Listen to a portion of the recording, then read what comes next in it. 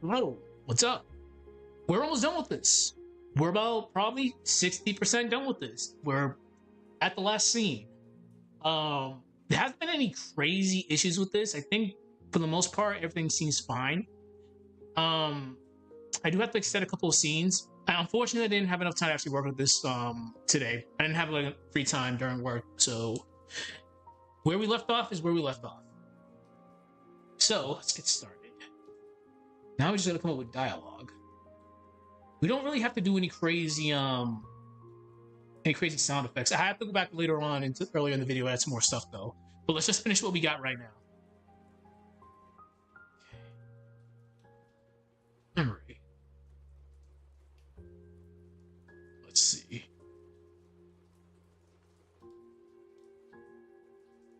All right. I probably have to add more of this.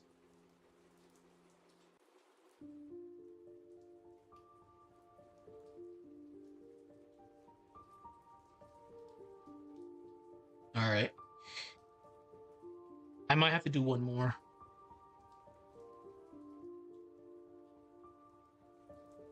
If everything goes according to plan, I'm looking for a Sunday release for this.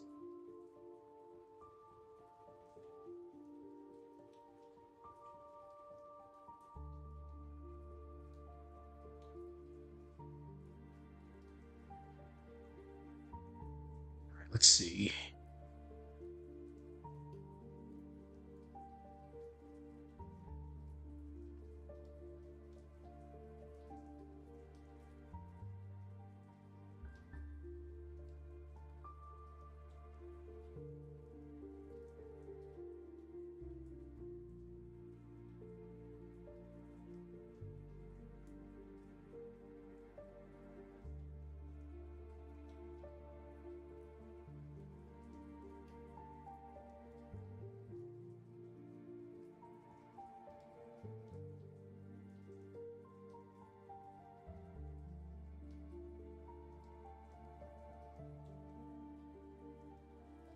Okay, simple enough.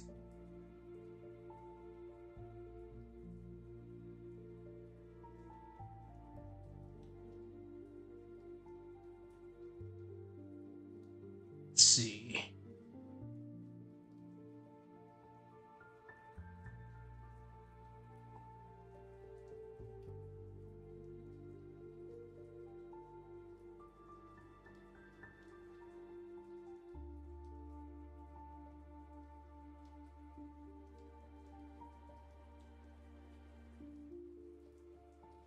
I'm gonna have to add a lot more to this. The sad thing is, it would be if I didn't cut this right.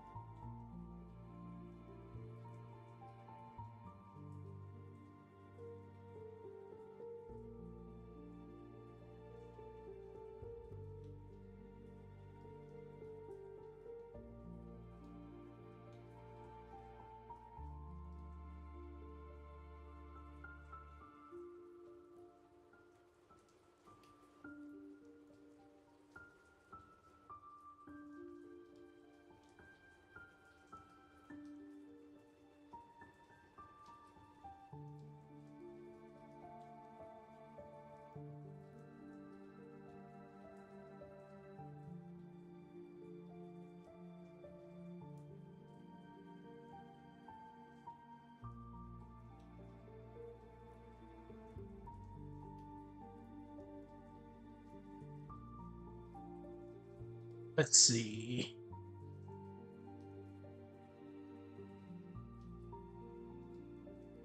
We'll have to play this right now.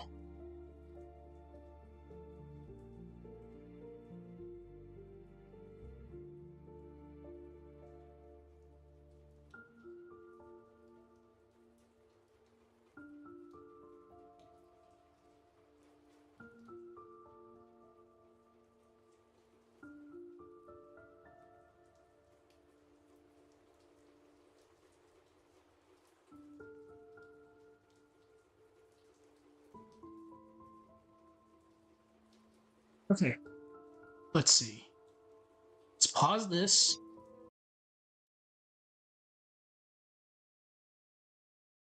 Hopefully this is enough time.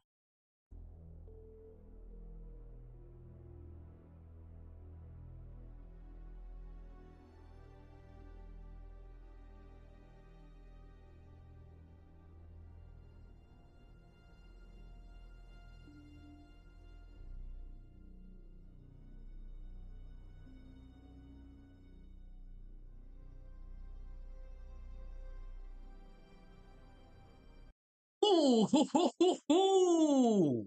Yep, and here we go. Fucking knew it. You have to be so frame perfect with this. Alright. Luckily, there's not a lot of it, but shit, that sucks. Okay, let's get rid of all of this. We're not even gonna take the risk.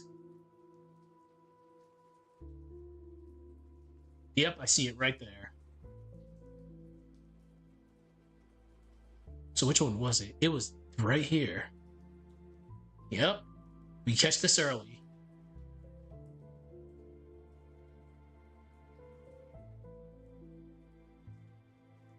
See, we're not having the same mistake like we did with the other video, with the other stream.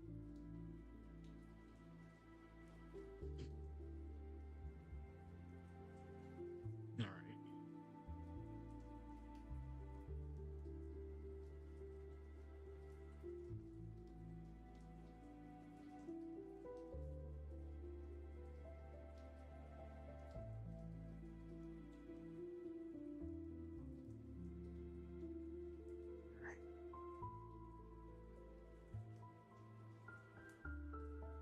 Thank God it wasn't that much.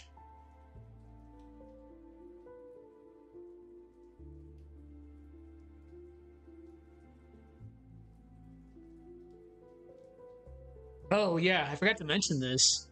So, all right, let's have a look at Serious Powwow real quick. So, I I found out today that someone's been stealing my content in regards to this and posting it on TikTok. It was a very funny experience today.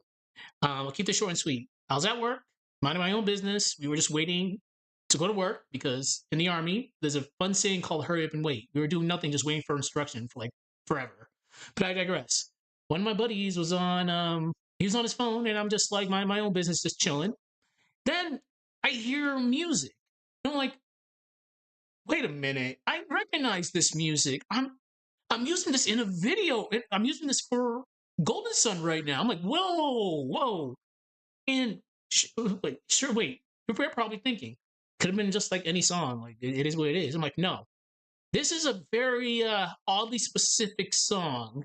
If someone knows what this specific song is from, you're hype, awesome, and a degenerate. So I asked my buddy, "Hey, what are you watching right now?" "Oh, I'm just watching some Sprite animation from a game that I know." I'm like, "Can I take a look at this real quick?" Then he showed me, like, I'm like, "Yo, this is my shit." But no, this is actually me doing this right now. Someone stole my shit and put it on TikTok. I'm like, bruh. Well, first of all, I guess this is good enough for someone to steal and claim it as their own. Like, I'm a small YouTuber who does lore videos or just random ass shit at the end of the day. Come on, let us be serious. But I'll show the song in question. Like, as soon as I heard this, it's the beginning, it's literally the beginning of the video. I heard this part, and I'm like, then I was like, wait a minute, no, there's no fucking way. Then I thought, all right, maybe it's just somebody who just randomly has the song in their video, and I'm like, no. First of all, if they know exactly where this is from, you're hype. Sure, but I seriously doubt that because this is like the dark side of this is from a very dark game, and only DJs know. Then as soon as I saw it, I'm like, dude, what the fuck? Someone just really just stole my. First of all, the video's not even done. It's from one of my workflow streams like this. They just cut me off and just use whatever in CapCut and just made a video of it. I'm like, come on, you gotta be fucking kidding me. But I guess it's good enough for someone to steal, but I'm a small ass YouTuber who does this for funsies. Like, let's be serious now. I'm not on TikTok, so I can't really do anything, but it still kind of sucks that someone's stealing all this hard work and claiming it as their own. I'm like, you gotta be fucking kidding me. This is why I do these streams, so at least people know, like, hey, this guy over here, he's doing his own work. That still kind of really sucks, though.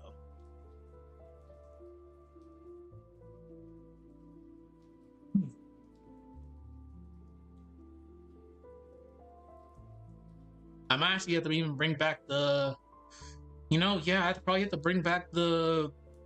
I have to put a watermark on these now. Yeah, I actually have to put a watermark.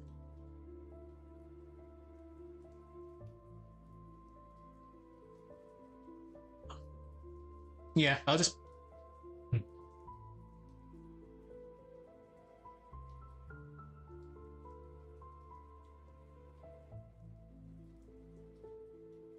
I'll think about that later. But yeah, that's still really like disappointing that someone really would steal this and claim it as their own and put it on TikTok. I'm like, you've got to be fucking kidding me.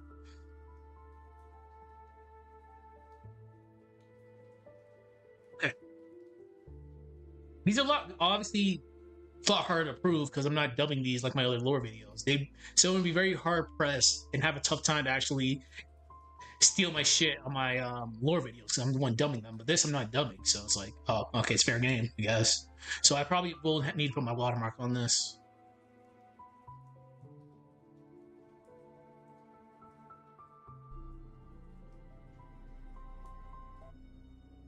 All right, let's see.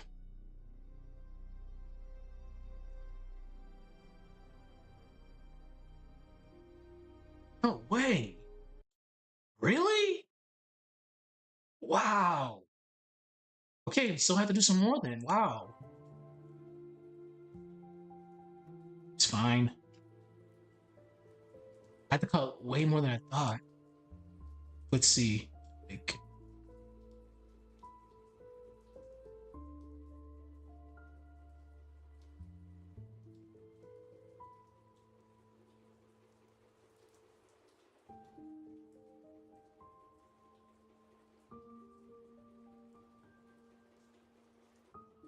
all right.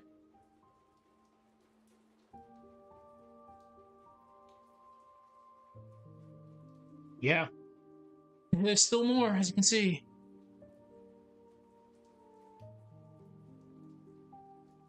So what I'm gonna do is I'm gonna bring it all the way over here.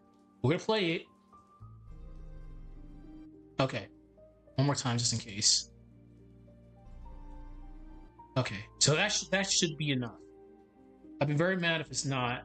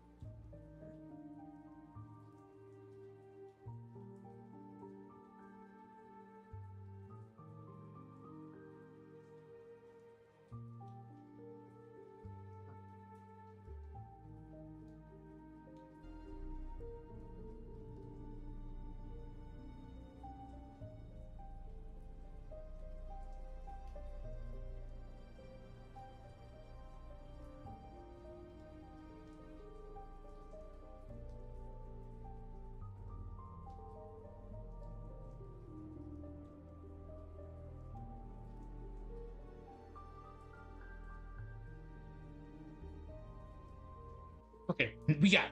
There we go.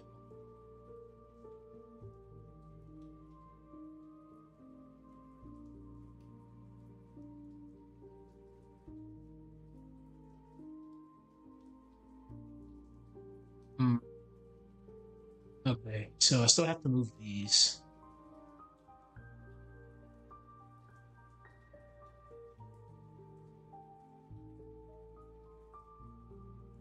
You still have to copy. That should be enough. Yeah, that's enough.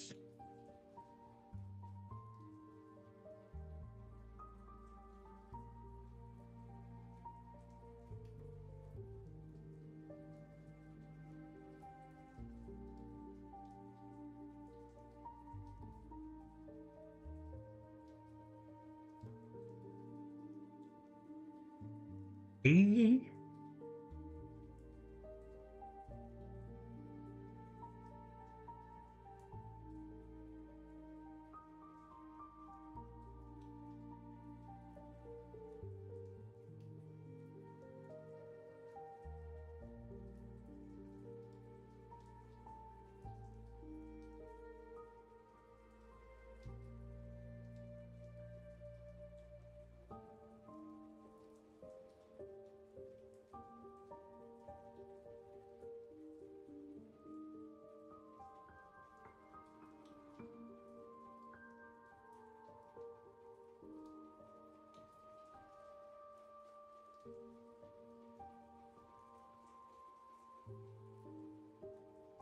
Man, what am I doing?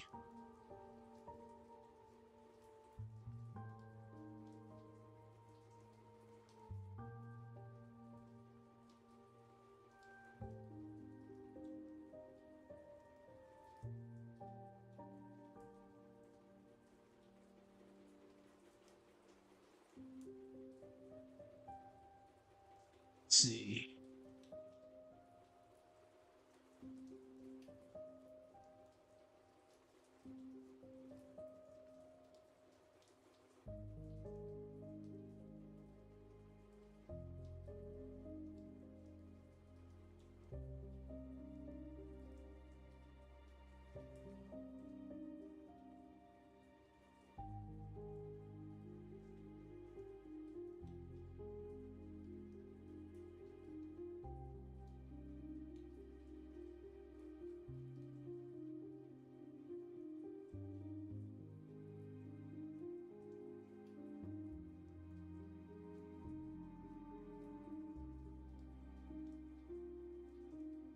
Yeah, that works. Now it's time for us to cover our ears. Oh, it's actually right there. Nice.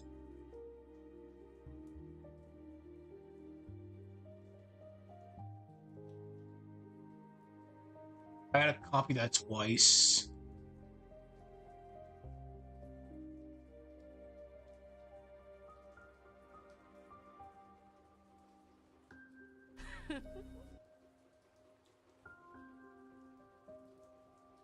No, we can't do that one. Alright, we'll bring that back later.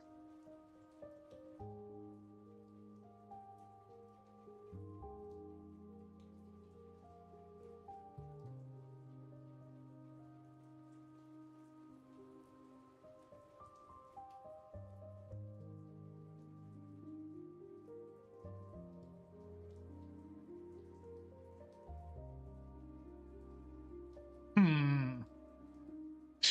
Which one should I use? Well, first of all, let's bring this down or else we're gonna die.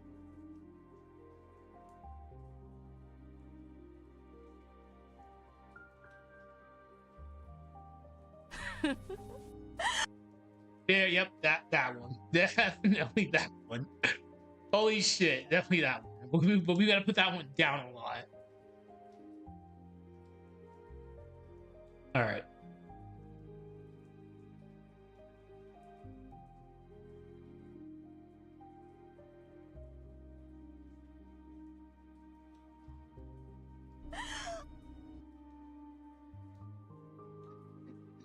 No. Fuck, I actually don't know when the hell it actually stops.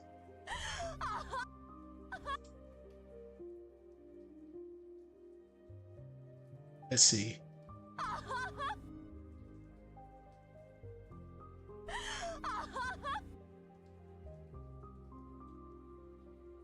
Yeah, that's fine.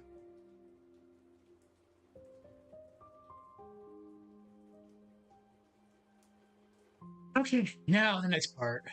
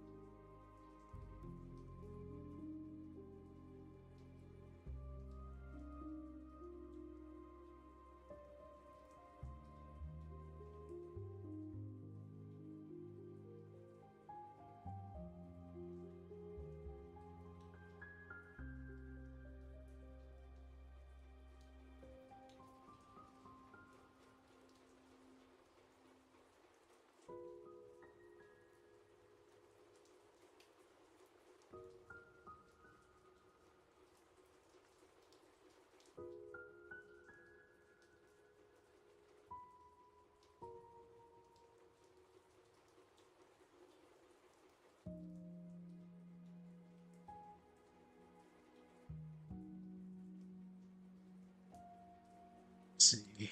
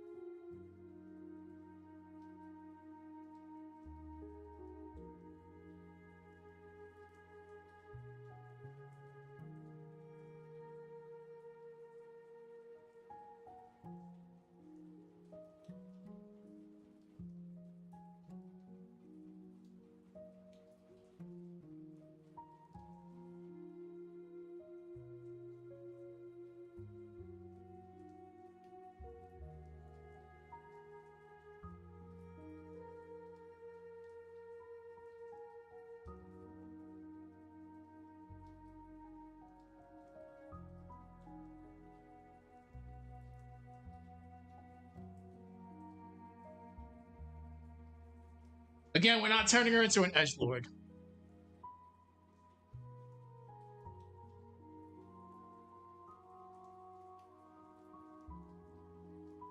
Okay. You don't need anything any more than that. Get rid of these.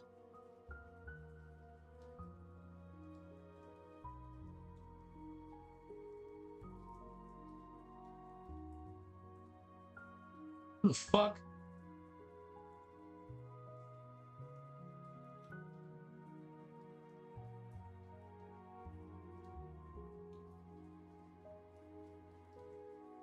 Wow.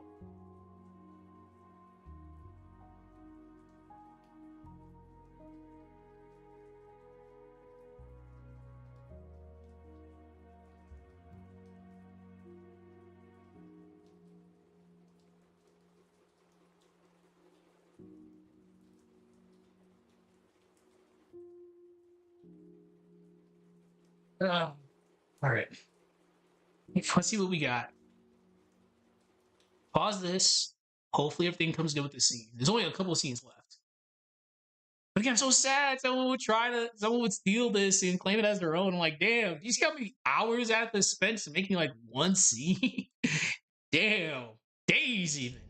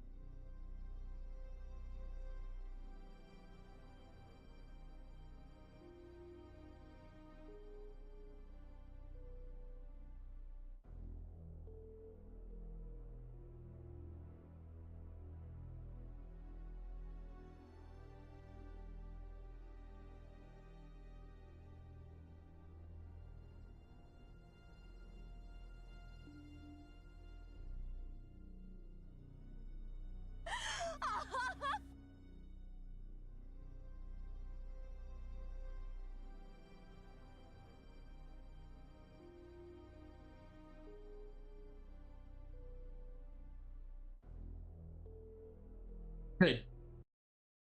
All right. Now for the next scene.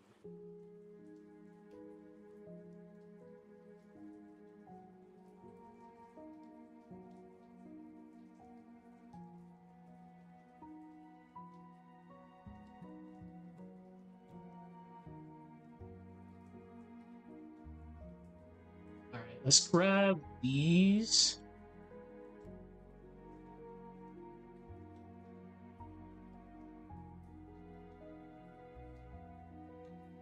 Before I even do anything.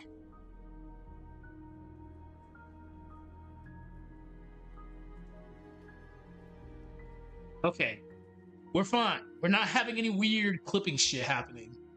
So let's extend this a couple of times because we need dialogue here.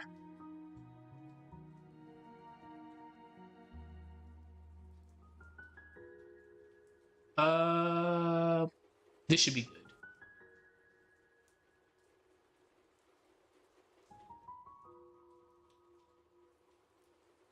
The fuck?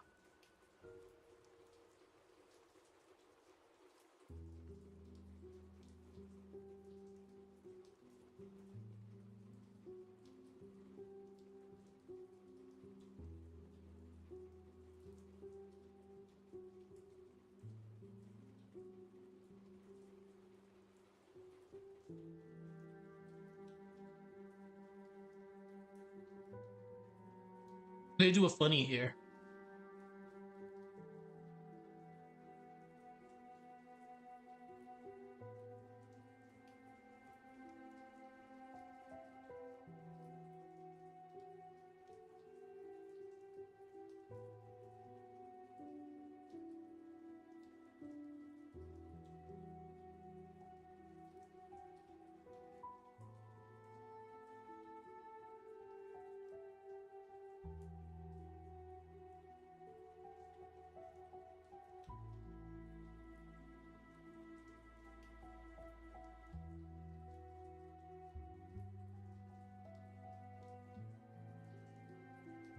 No.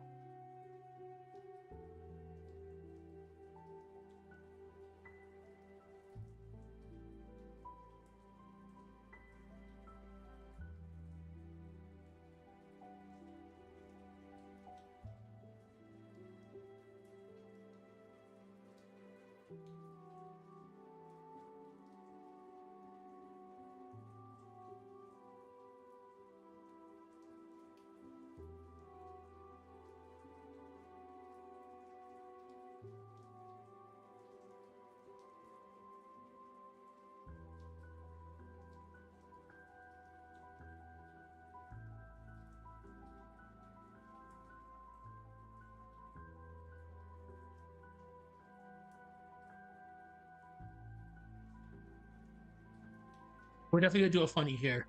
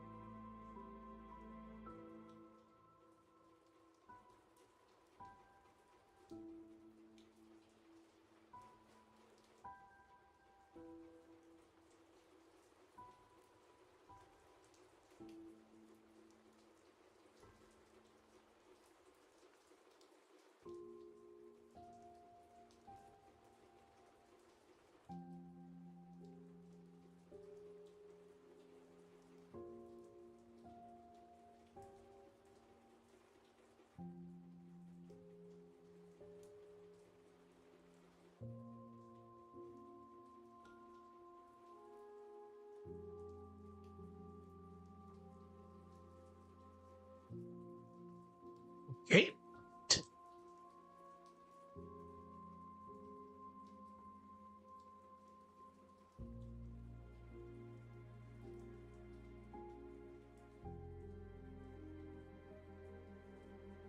Fuck, we need a smiley face.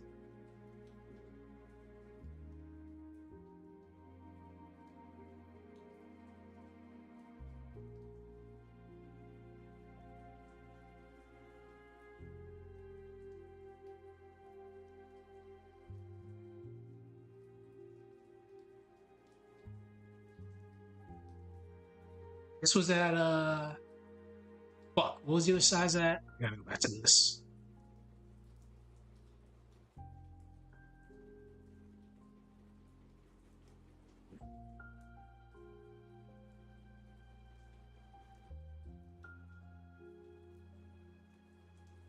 real close.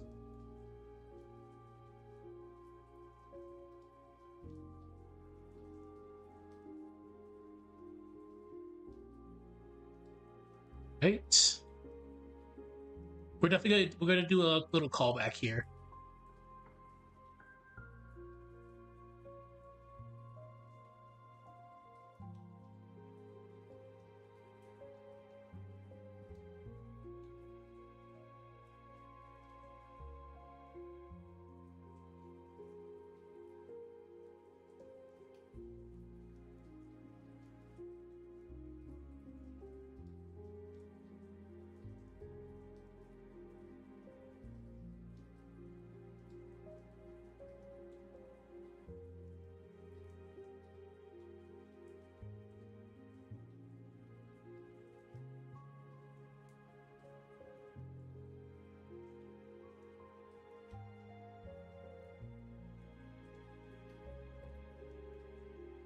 Gotta love the old callbacks.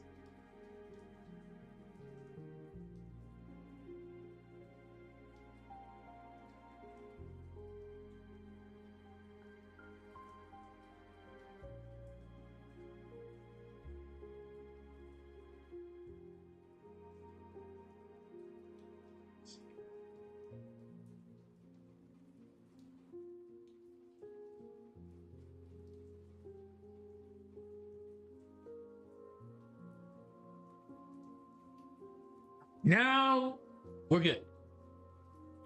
There and it's right there.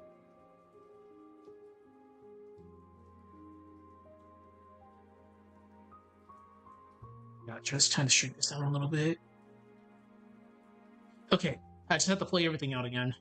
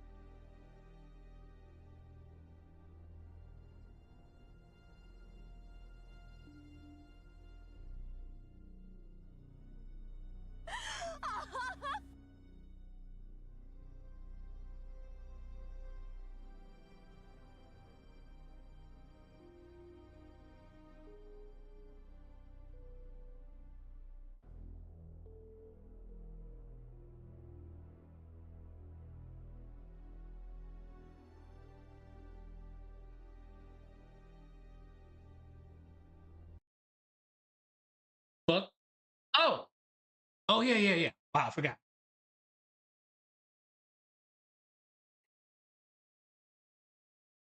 There we go.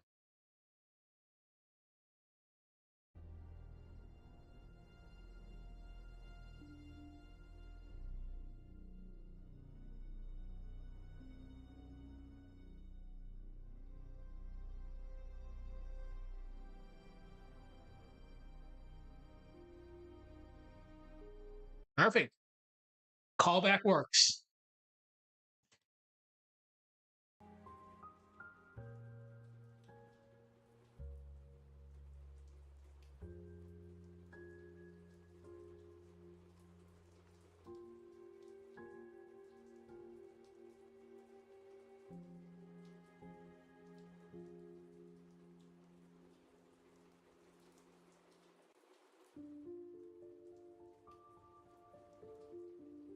Let me just make sure.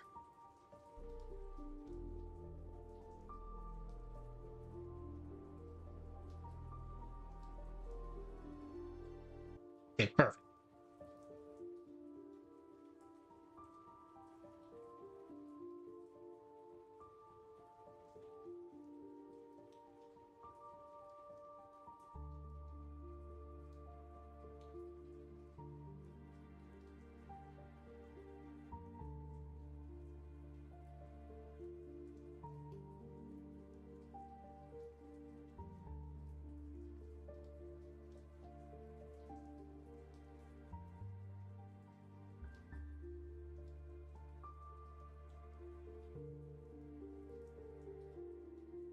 Okay.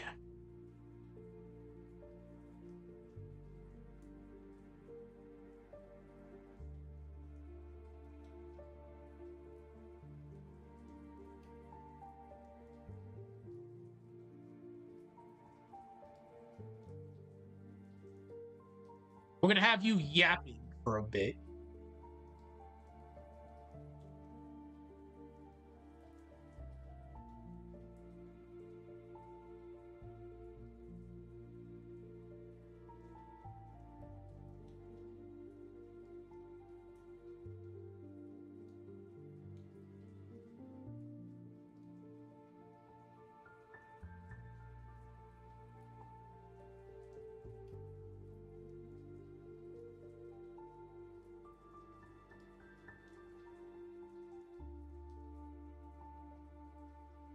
Wait, how big is that? Yeah.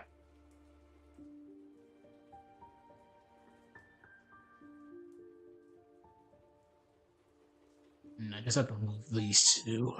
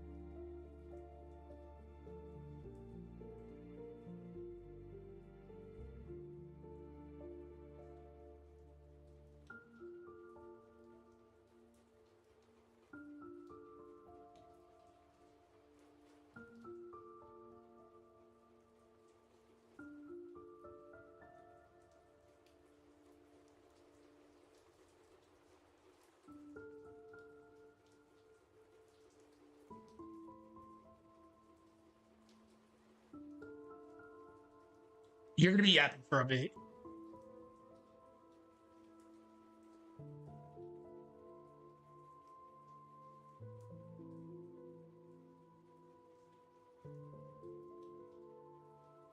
Fuck, now I want to play it. All right, give me 1 second.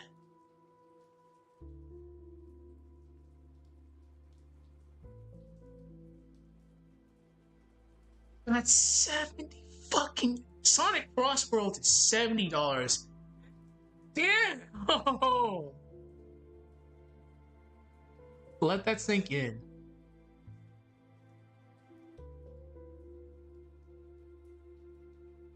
Gaming nowadays is too fucking expensive. It really is. Back in my day, games were $50. Hey, they came in cartridges.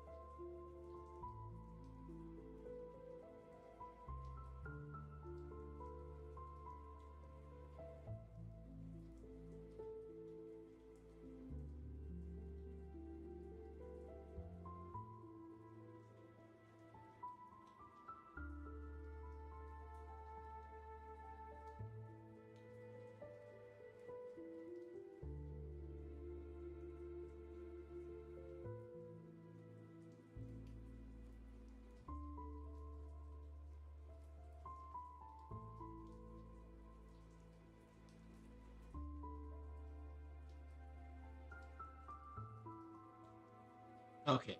Now we're gonna do a funny.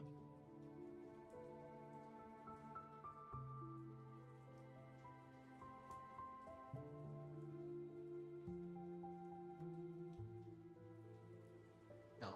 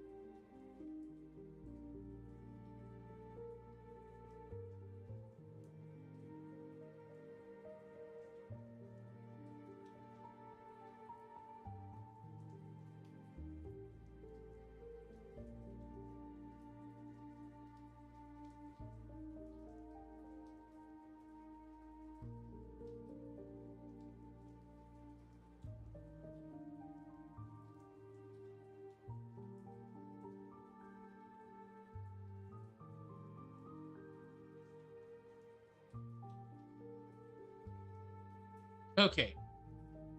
I gotta cut this right here.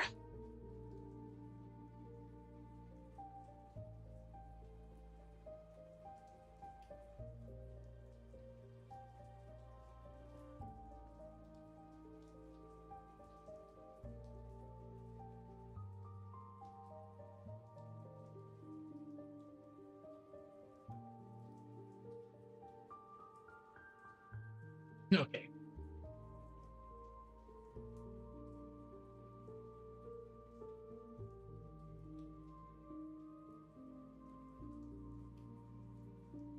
Right here's good. Let me just make sure. Okay, perfect. We just gotta increase this by a couple because we need her to continue yapping for a sec.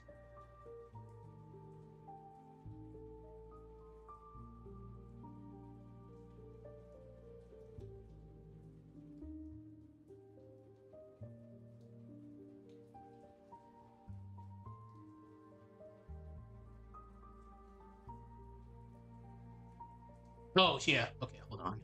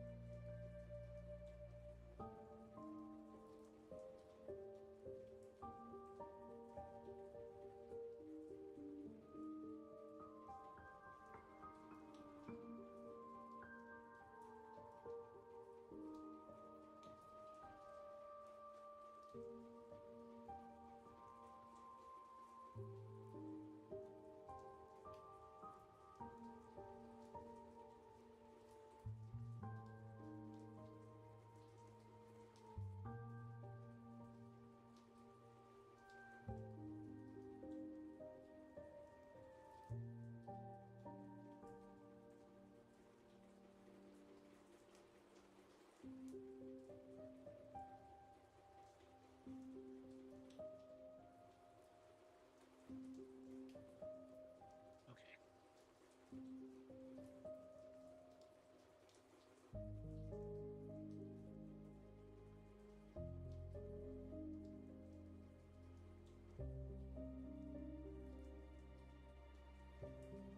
So I need to do this.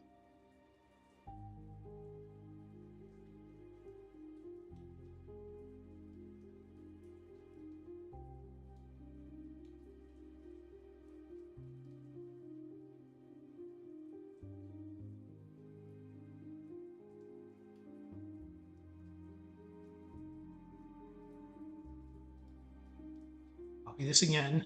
This right here.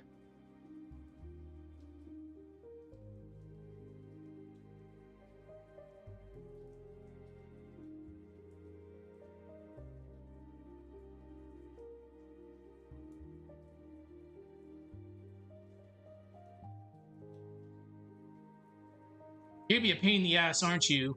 Yes, you are.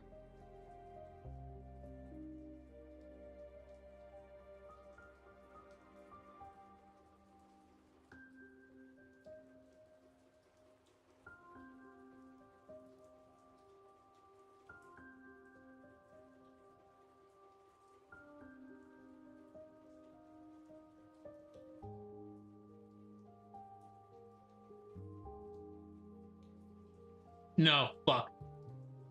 We can't use that one actually. Wow.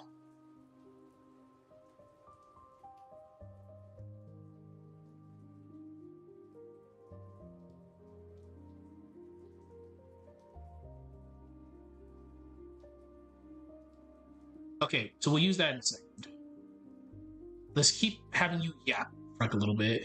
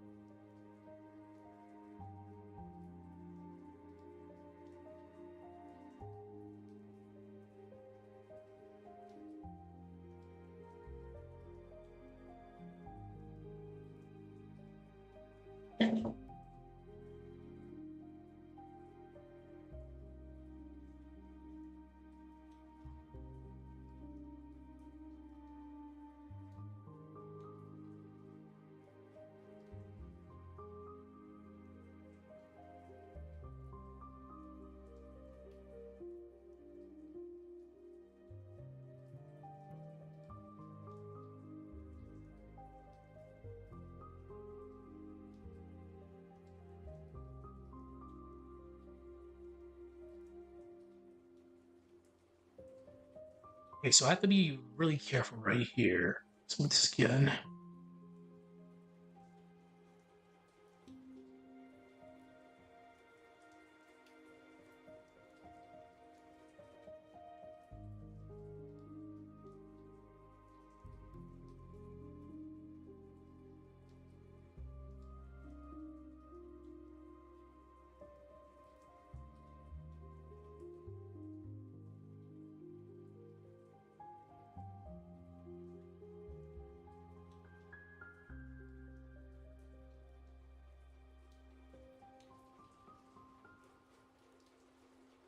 Wait, I fucked up.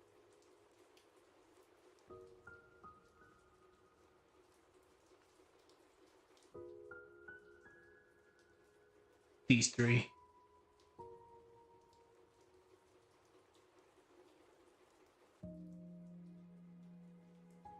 I just gotta copy it one more time. We should be good.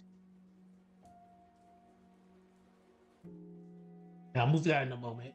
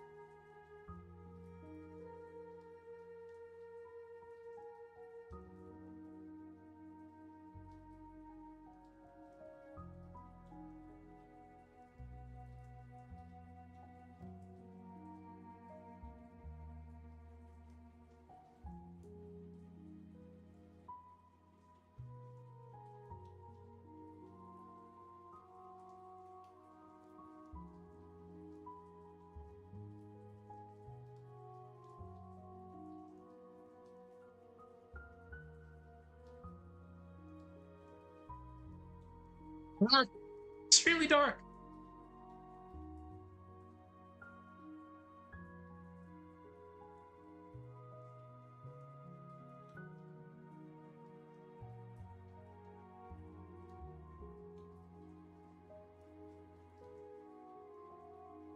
All right, we'll bring that later. We still have to do more things.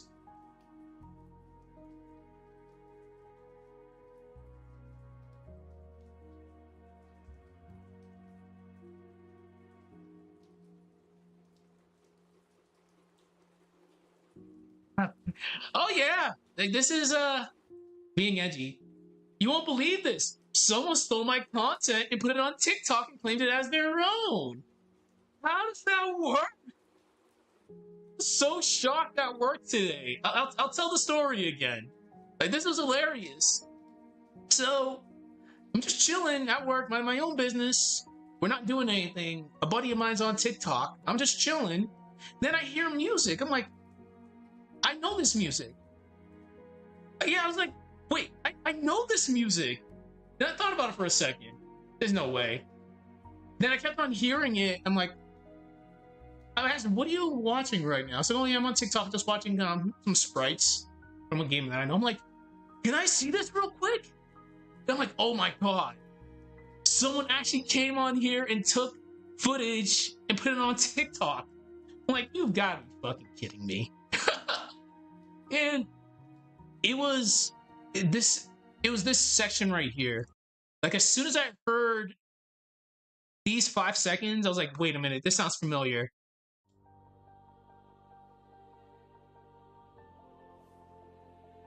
That's what caught my attention. I'm like, wait. Well, first of all, this is from a very niche and degenerate game that not a lot of people know about. Like, what? Yeah, maybe someone might know about it, but I don't know. Then as soon as I asked to see, I'm like, you gotta be kidding me. So someone came on this stream, like probably downloaded the video, cropped everything out, and just posted this up on TikTok. I'm like, you gotta love it. You gotta love it. This is why I do these streams, just so if I want to escalate it, I'll escalate it. Like, yeah, this is literally just me doing all these hours of work. I love it. Oh boy.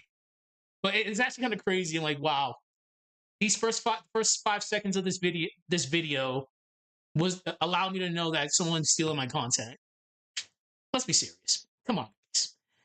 But oh well, we'll keep on doing what we got to do at the end of the day. Anyways, this is almost done.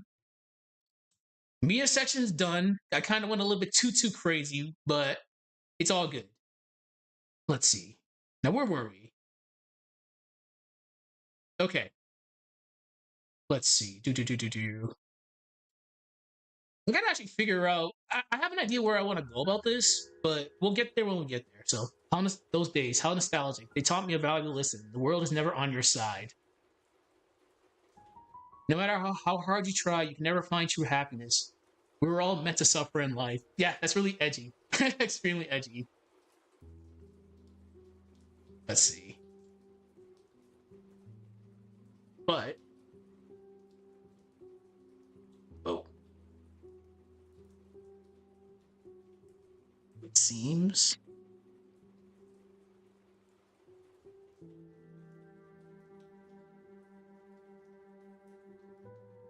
let's see.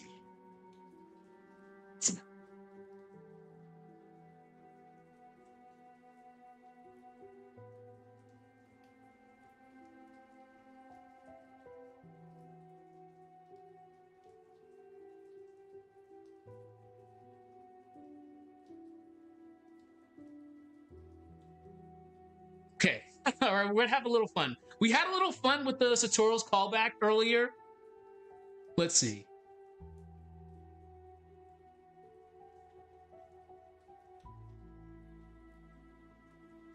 Yeah, it's like that it caught me by like so surprised. I'm like, as soon as I heard the music, I'm like, wait, is that me?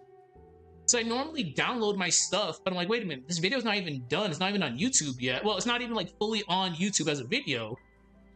And I checked my phone. I'm like, wait, it's not my phone. Then the guy was sitting right across from like, hey, what are you listening to over there? I was like, oh, I'm just listening to a TikTok. And I kept on listening to the music. I'm like, there's no way. There's no way. Because again, first of all, with that song so it's extremely niche, degenerate, if people know where that's from, I give them a lot of hype points, but still, like, there's no fucking way. I was like, hey, can I take a look? I was like, then I saw Mia. I'm like, wow. Someone really came here, took this, and claimed it as their own. All those hours of hard work, someone just comes out of nowhere and is like, yoink, it's mine. But again, this is why we do these streams, so I can just show the proof at the end of the day. Let's see. Okay. Guarantee you, if you try to say, hey, so can you explain how you made these sprite animations? Can you go into detail how you made it? Blocked. Immediately blocked. Okay. But anyways, I did a little nod at tutorials right here.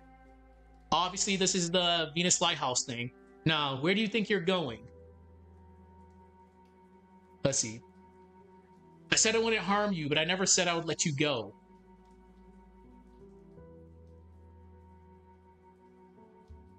Yeah, it's at the end of the day, again, this is why I do these streams, because it's good having like proof that you're actually doing the hard work. It's like, you know, if I escalate, I'm like, yeah, so here's me actually doing all this work. So if that other guy wants to masquerade as me, I'm like, he's not gonna get far. Like, even like with this is a lot harder because I'm not dubbing these. Like my other lore videos, I have to dub them. Like I have to dub them. With this, I'm not dubbing. This is just me typing out stuff.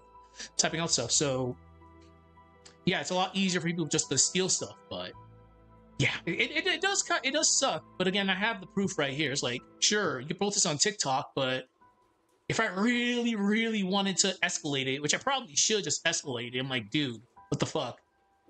You came on my channel, took my shit, and claiming it as your own. You know, if you went on TikTok and was like, hey, this is content creator on YouTube that's doing this for Golden Sun, check him out. Cool, I would have been fine with it. But the fact that you're claiming all this work as your own without permission, I'm like, dude, come on. Like, hell, like, look how many hours I spent just making that one little sprite of not Jenna over there. That, especially all that recoloring. That was a lot of recoloring. And that took like at least 3 months of just me just recoloring sprites. But yeah, it is what it is. Yeah, it's not even possible. I'm not even on TikTok. This happened on a whim. Like literally on a whim. Like my boy was just on TikTok and he just happened to be on Golden Sun material. I'm like, I know this song. Then I'm like, I have to 2 and 2 together. I'm like, wow. Holy crap. But oh well. The main thing is we're getting this video done. As soon as this one's done, possibly by Sunday, we'll get to release this. Then we'll move on to the Tret fight. Because the next sequence is going to be Tret and pre-Mercury 1. Well, we'll call it pre-Mercury 1. We're going to have Mia doing a lot of stuff. Like, Mia's already doing a lot of stuff. Which we'll play the whole video in a moment. Like, Mia's section's hilarious here now. But we need to finish this up at least. Okay. So it seems while I was talking, a dagger made its way into my arm. Okay. We still have to extend this a little bit more.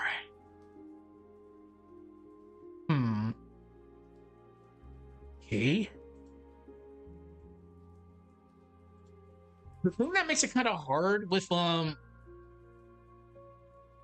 oh yeah, we're gonna have a good one. Like, all right, let's actually play Mia's section because it's actually done now.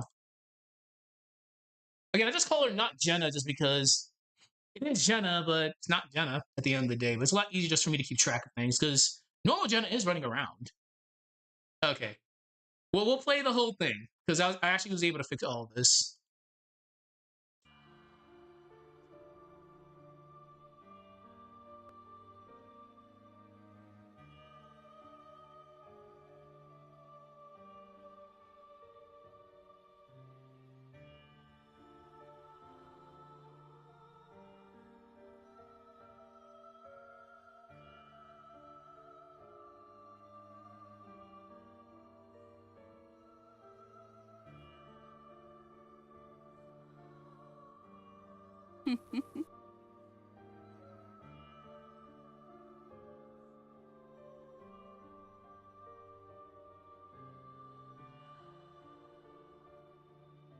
This part had so many fixes I had to do the other day.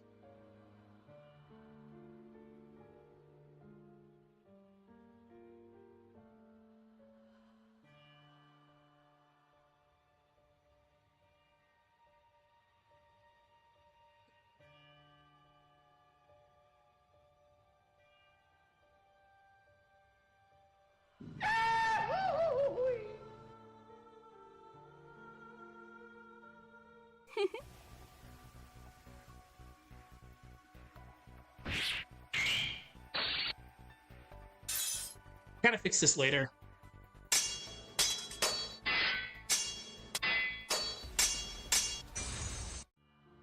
I definitely gotta fix that later. Yes. I have to, wait, where is it at? The goofy sound effect does work. It does work.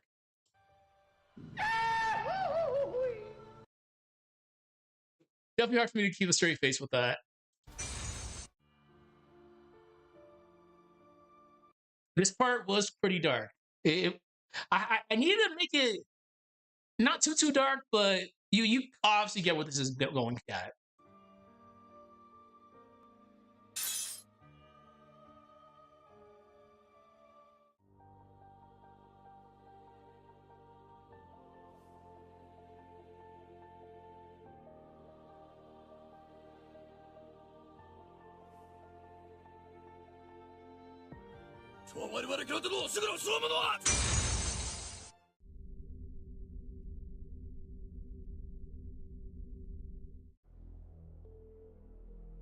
Yeah, we're definitely getting there. We're definitely getting there, and we're alluding to what she did over here.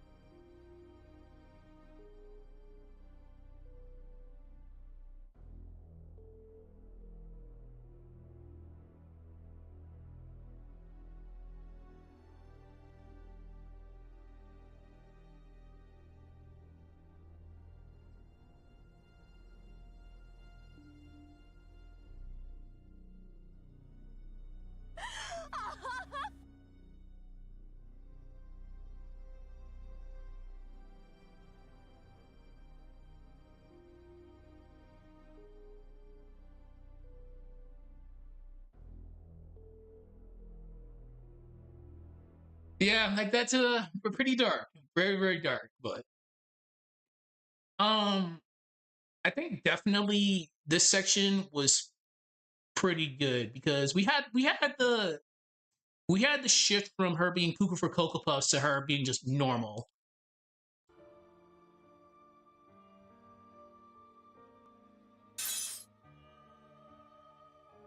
Yeah, I think that's good just the way it is.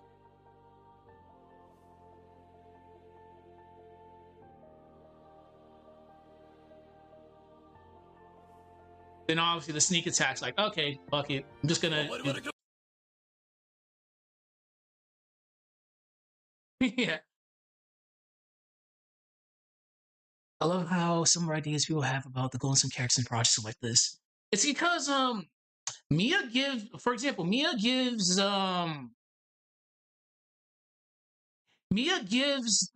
it's a trope of the pure looking character who's actually not as pure as people make it seem. That's definitely a trope. Like this. You have her apologizing for what she did, and out of nowhere, you get the sneak attack, and she just like goes, all right, I'm just gonna go back to how I was. Because everybody in this series fits a trope. Unfortunately, like Felix and Isaac, they're they're silent characters, so we just have to assume what they are. I think they're, especially Isaac. I feel he's the shonen as type of character. Very headstrong, cares for his friends, the justice type of character. Yeah, Unfortunately, we don't get much of that because he only has a few lines in The Lost Age. Same thing with Felix. Well, Felix was seen as the antagonist in Golden Sun 1, the until like Venus Lighthouse. And this is the problem that I've mentioned before with Golden Sun characters. Like, we're given characters, but they're not fleshed out. Something that I wanted to do before this deployment was actually play through each of the games and see how often they talk to each other, like actually talking to each other. Because if I remember correctly, using Mia as an example again, you talk to Mia at Mercury. She has her things, then she comes along with you for the ride. Besides talking to Hama and complaining about how hot it is in the desert, when you're rescuing Hammett, and a couple other instances once you're going towards endgame, she only has a few lines of dialogue in the game. That's not really good. Like, especially, I know there's limitations because it's a Game Boy Advance games, but think about any other Game Boy Advance JRPG at the time. Like, there's a lot of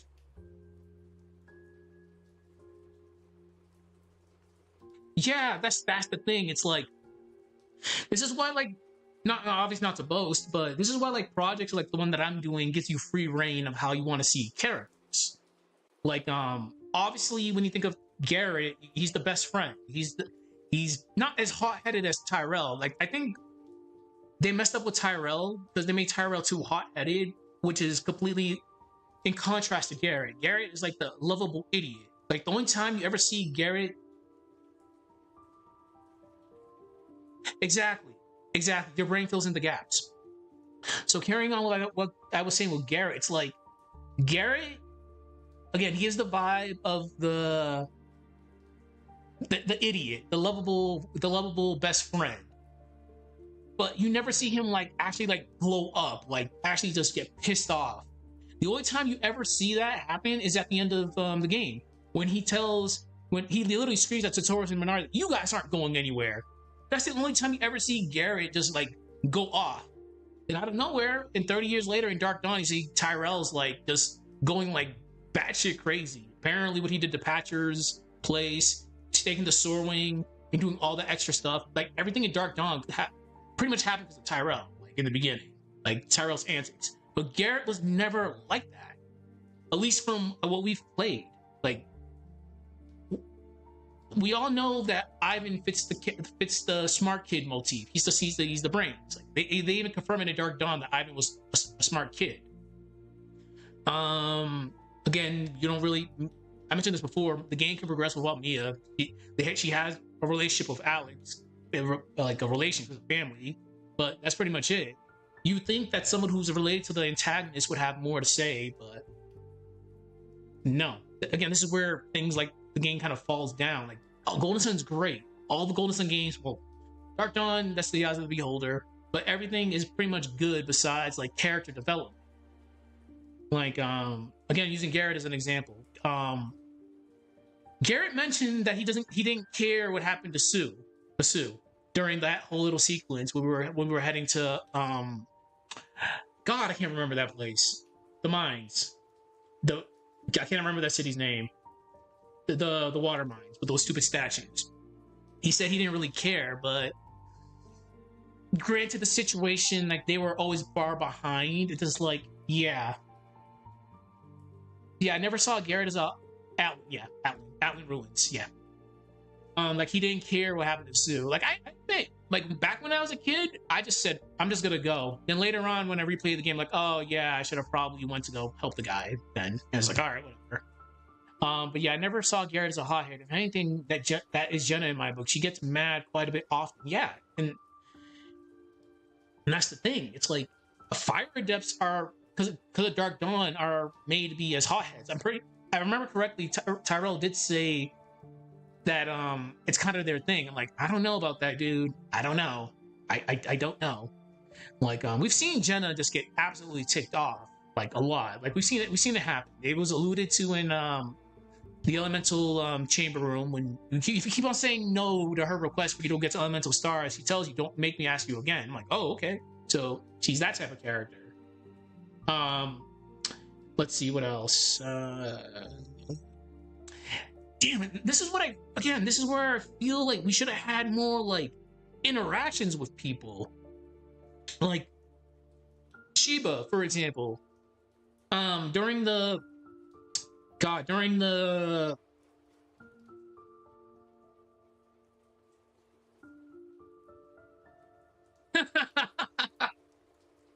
and it's like, yeah, she has that vibe. Like she definitely does. Like again, a lot of these characters fit tropes. They do.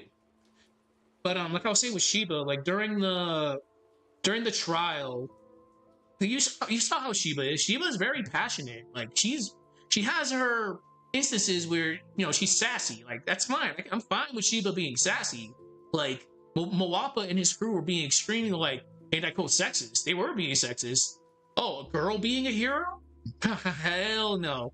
On top of all the stuff that she had to go through, like I will never forget like the first time when I got to that village and you went to that inn and they held up the sign. I'm like, yo, oh boy, this is that type of town. But yeah, like Shiva gives me, even after all that, she gave me the bit about her being sassy. And again, with them dropping the ball, it's like you had a character here. You just needed to fix her backstory. But y'all dropped the ball. Then she went missing in Dark Dawn. Like, fine with Pierce, he's whatever. He's the Lemurian connection. He's the connection to Lemuria. Fine. Felix is the main character, so it's whatever. Like, I mean, he is what it is, but still really feel that deep down, like, they needed to flesh these characters out more. Which is why, like, with this whole little project, I'm gonna keep on having like little scenes where they just interact with each other. We'll build the friendship. We'll do something here, but obviously with certain characters it's gonna be a little bit harder. Like with Mia over here. Like Mia, we're just fleshing her out. Like she's gonna still be giving off the I'm a nice girl vibe. Then obviously, as you've seen here, like yeah. She's nice, but she has her issues. Like, where was it? I often get a little too carried away when dealing with my problems. There you go. So normally she's how she is, but when she's like dealing with her problems, she just goes a little bit too overboard, as we've seen. I think Mia's a very popular character, but I need to ask, why is Mia a popular character? Whenever I talk to people about Golden Sun, which character do you like? Oh, I like Mia. Why do you like Mia? And they never can give me a straight answer. Because again, it's like, when you say you like a character, what about that character do you like? Oh, I like Mia's personality. Okay, cool. Understandable. That's great. All right. Give me some examples of why you like her personality. Because again, she doesn't have a lot of lines throughout the game, so it's like you can say you like her personality, but it's not a lot to go off of because again, she doesn't have a lot of lines. I kid you not, I swear, like Mia probably has like 20 lines of dialogue between both games. I'm on the fence about because I swear to God, she did not talk in the Lost Age. She did, but she didn't talk. She was just there. I know she talked, but it felt like she wasn't there. Besides her falling and her saying she can never forgive Alex, she did not talk. And during the reunion, she talked a little bit. Like, Jesus Christ. This is...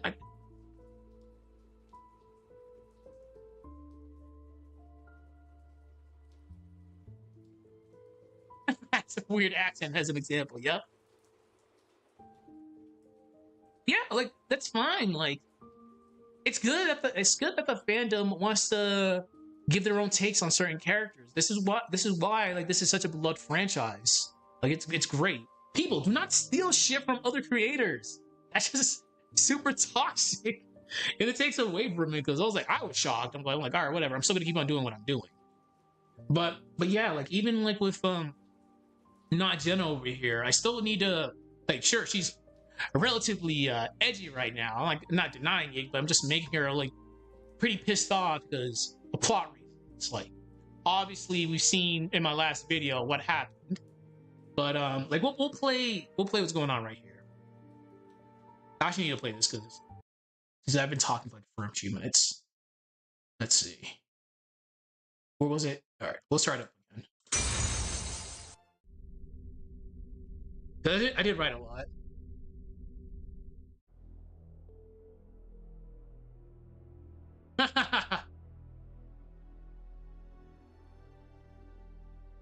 Let's see. No, no, no, no, no, no, no, no, no, no, no, no, no. This is good.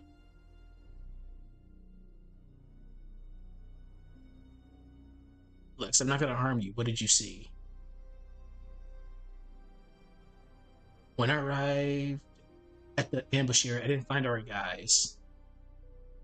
There were signs of a battle, but there was no one there. The only thing I could find was a giant ball of ice and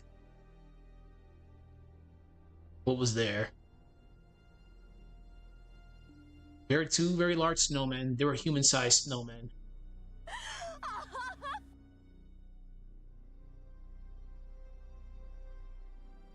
Besides that, there was nothing else there. Just those things I mentioned. Oh, there was definitely was something there, but you probably wouldn't want to see the truth. All right.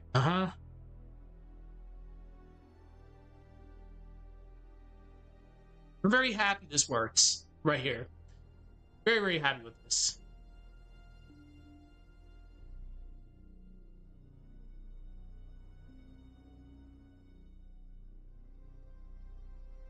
What really grinded my gears when I was younger, like I remember I had to read that a couple of times. Like, all right, fine, we're gonna change the shaman's rod for Shiba. Cool. Then I'm like, wait, what? I'm like, oh, he's playing. Satoros is playing verbal judo here. He's being cheeky. And I was like, come on, that's cheap. Especially with the situation the way it is. Like we're already have a very tense situation. What was it?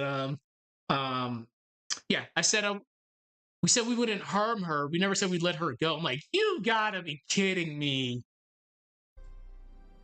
Okay.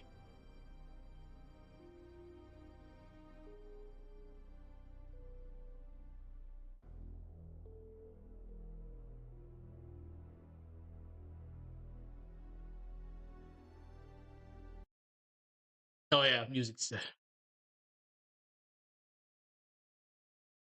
Yep, there we go. No, I couldn't. This is why we go back and rewatch this. Damn. But again, Satoros and Minardi were really, really big on that. Like, I hated when Satoros would use verbal judo. Such an iconic character. To unfortunately, Minardi didn't get her time to shine. Which again, I find weird that they brought Karst into the mix. Oh fuck! It drove me insane to the point I couldn't trust. Let's see. It drove me insane to the point I couldn't trust. Yeah, we'll shorten it up. My own words. Like yeah, like this is fine. Hold on. Let's see.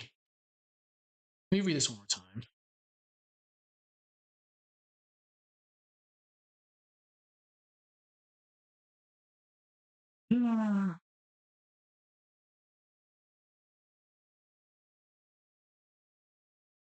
We don't need to do that. We don't need to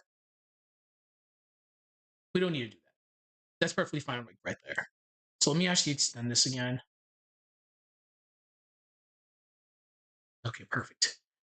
Yeah, this is what I found weird. Like, again, Minardi, she was player two. Minardi was player two. Like, we just knew that she was very angry. That was Minardi's role. You were just very angry. But again, she fits a trope because Satoros and Minardi represent the dual. Technically, Alex, I guess, in Japan. Let's see, Yatterman started this. So yeah, Yatterman started this back in the 70s and 80s with the trio. Yeah. So yeah. So let me explain this real quick. So back in the day,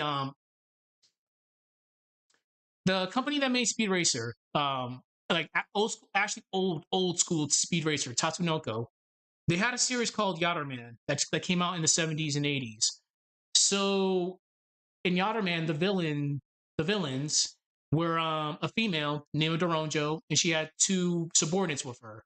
So that started the trend of having the trio as your antagonists that a lot of Japanese media actually have. So yes, Yatterman's villains, Doronjo and her posse started that. What you get with Team Rocket, because Team Rocket was the trio, but if you want to count them as a duo, you can, because Meowth was just there as Meowth was the pet. We'll just call Meowth the pet. But with Satoros and Minardi, and you, in a sense, including Alex, yeah, they were a duo, but technically a trio. So Satoros and Minardi was following the trope for the most part, but Minardi, as you said, fit the subordinate role. And she didn't get fleshed out at all. We just knew Minardi was just stupidly angry. That's all. That's all she was. Then you get Karsten Nagashio, and I'm like, I don't mind you guys. I don't. But what else are you? Like what do you bring to the table? Like you don't bring nothing to the table. You're Karst, you're Minardi's angry little sister. You're just as angry. You're on a revenge quest. Cool. But this would have been more impactful for like the fans if Minardi was more of a fleshed out character. Whenever people think Satoros and Minardi, they screw Minardi. It's all about Satoros. Satoros is cool. Satoros has his own theme song. He has his God. Satoros' theme song's been like remixed to death. To the point, let's give it to Dullahan. Like, okay, cool. Let's bring it. Yeah, let's put it in each game. Like, when you think of Satoros Minardi, you think of just Satoros. Minardi is just there just to be there. You just fit the role, which is kind of bad. It's like your JRPG villains.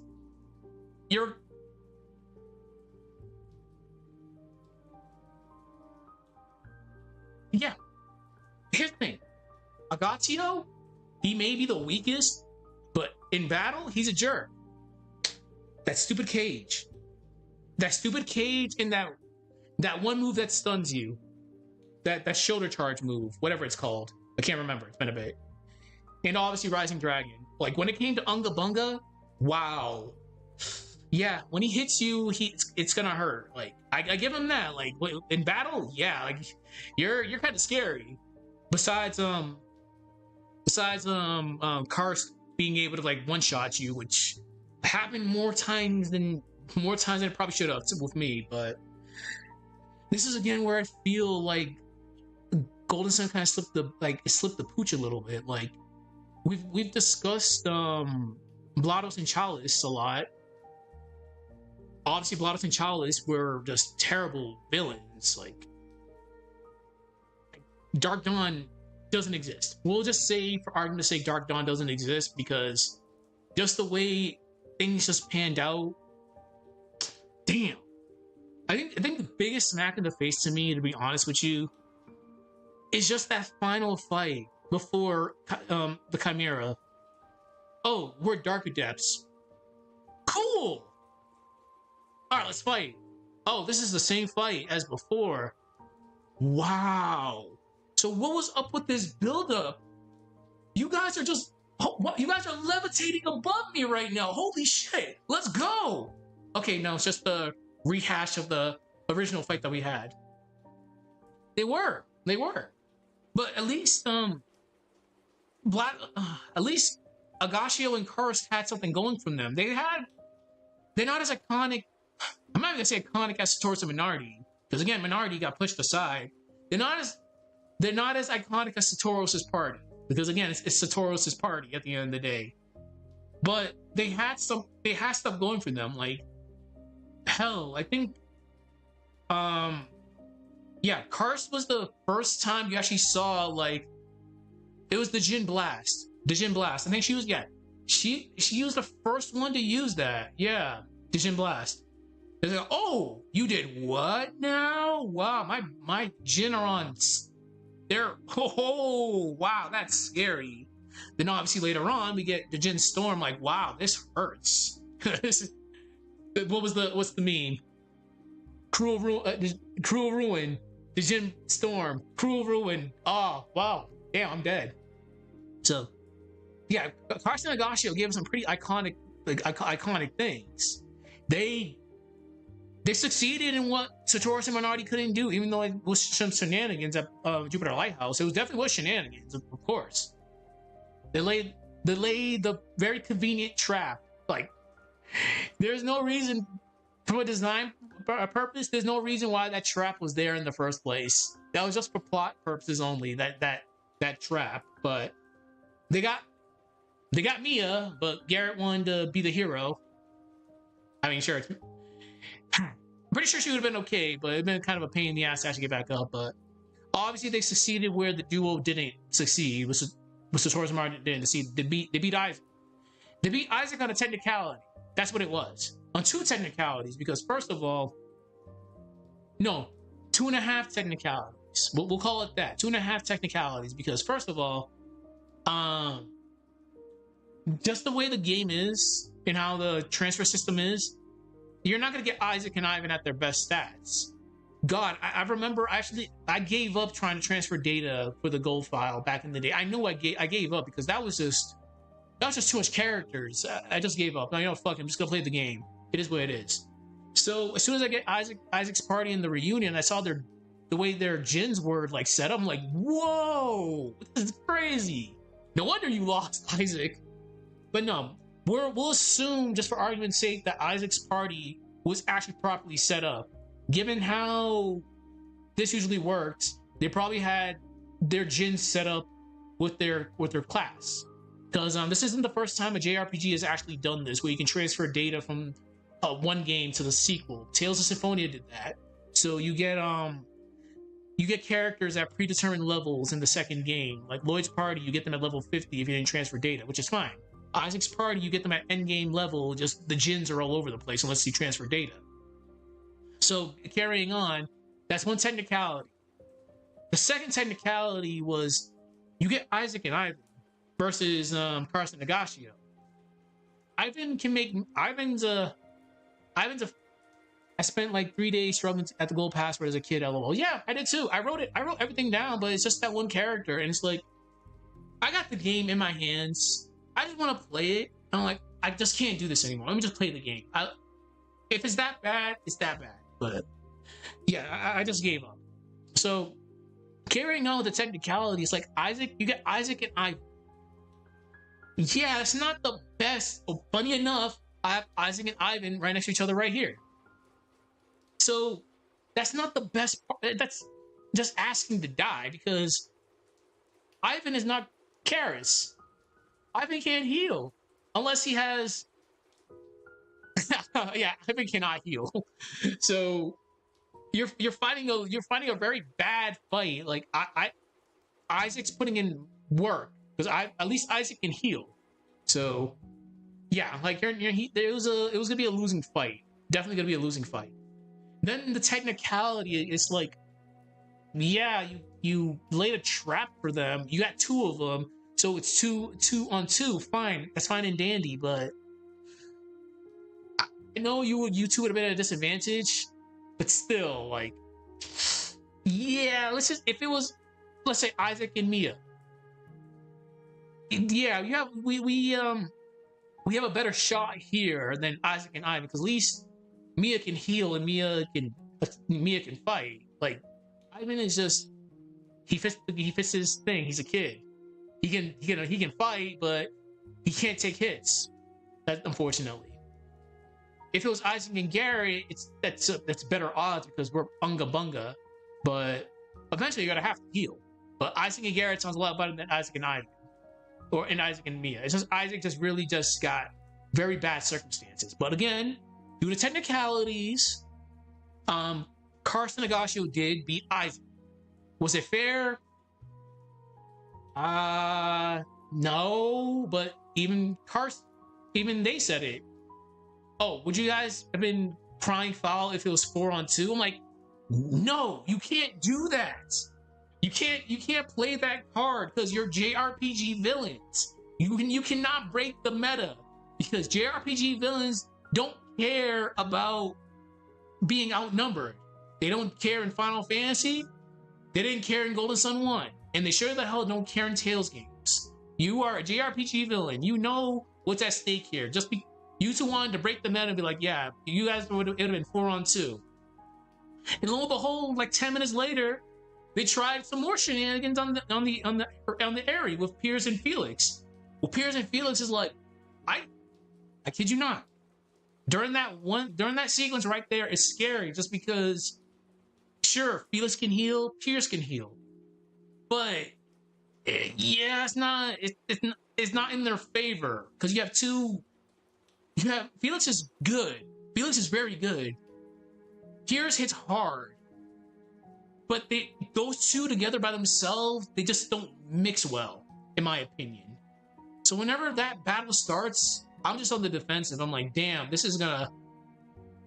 I need Jenna here to heal. Then I'd be more comfortable. Because Jenna, if you have Jenna there, it's cool. But those two by themselves, it's like water and oil. They just don't mix well. Just those two by themselves. It's not as bad as Isaac and Ivan, because at least Ivan's just there just to die. Piers can survive because Piers is a tank. It's just him and Felix together just don't mix well.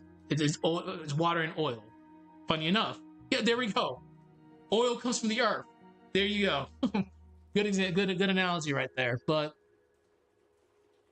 yeah, like the Carson Nagashio can't be crying foul being 4-on-2 when you're JRPG villains. You guys know y'all don't care about being outnumbered. When it's funny because they started crying foul when Shiba finally gets into play. It's like, we're being outnumbered here. Well, yeah, what would y'all expect? I'll get back to this in a second, but this is a discussion that has to be made. Like, Carson Nagashio, what were you thinking? Did you think they were trying to be super strategic here? They're like, all right, we're gonna take these guys systematically off, like one by one, sort of. They got away with it with Isaac's party because again they caught them off guard, but Felix's party, seeing the tomfoolery and the shenanigans at play, like even Jenna says it. You guys are taking too long. I came up here to see what's going on. Oh, bet these guys are trying to pull a fast one again. Cool, let's go. Let's get them. Shiba sees the same thing. Oh, really? All right, let's go. Let's kick these guys' asses. I don't know what they were thinking there. They got away with it once. I thought they probably thought they would get away with it again. And lo and behold, they did not get away with it. And unfortunately, obviously, what happened in Mars Lighthouse was kind of anticlimactic. I'm like, okay, we get flame dragons. Sure, flame dragons. I get very animated when I talk about Golden Sun. I really do. I really do get animated.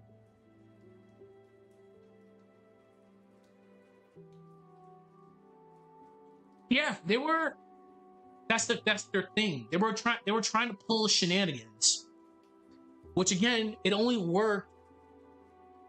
They were pulling shenanigans, and they got too overconfident because it worked with Isaac's party. Because again, it's like there was a conveniently placed trap right there that no other lighthouse had. That little thing had no reason to be there just for plot.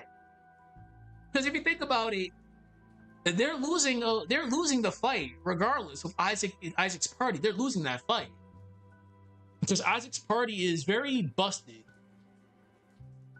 It's busted. Yeah, it's busted. It's busted. It's actually really busted. I would say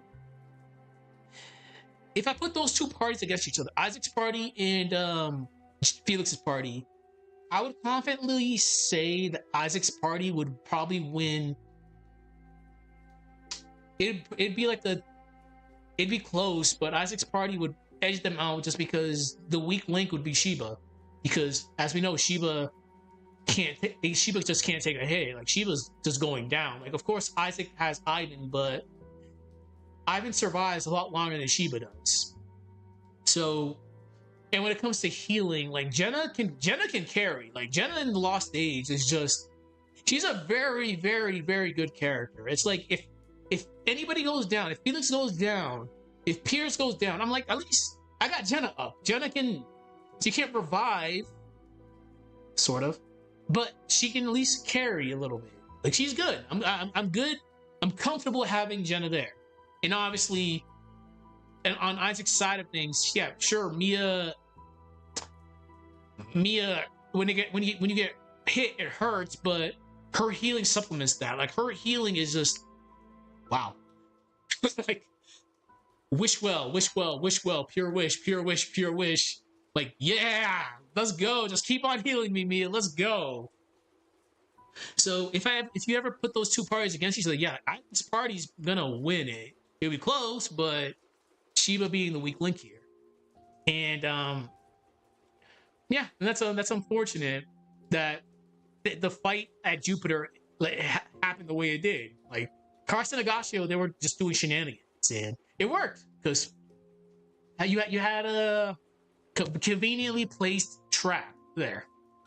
But as you saw, as soon as they got to the area, it's like, oh wow, we have no shenanigans here. Crap, we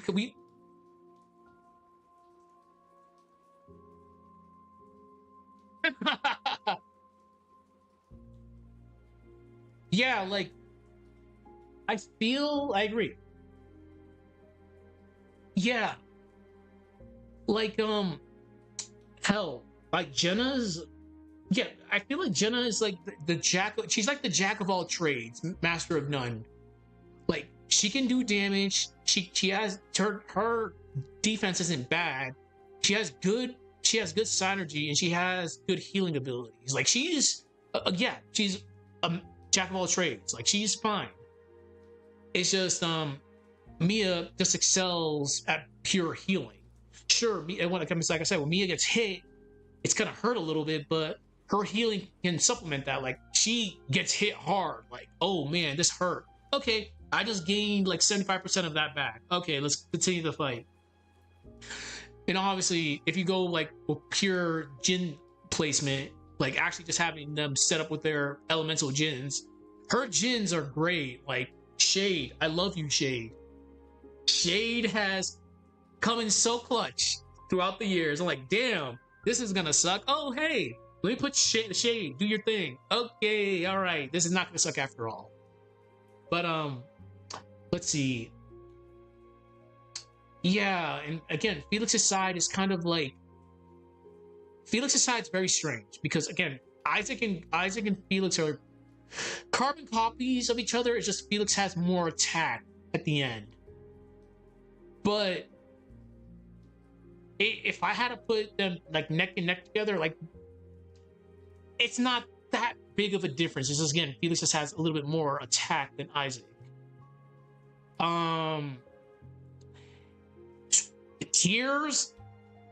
Pierce's equivalent will be Garrett because Pierce is Unga Bunga, Garrett is Unga Bunga.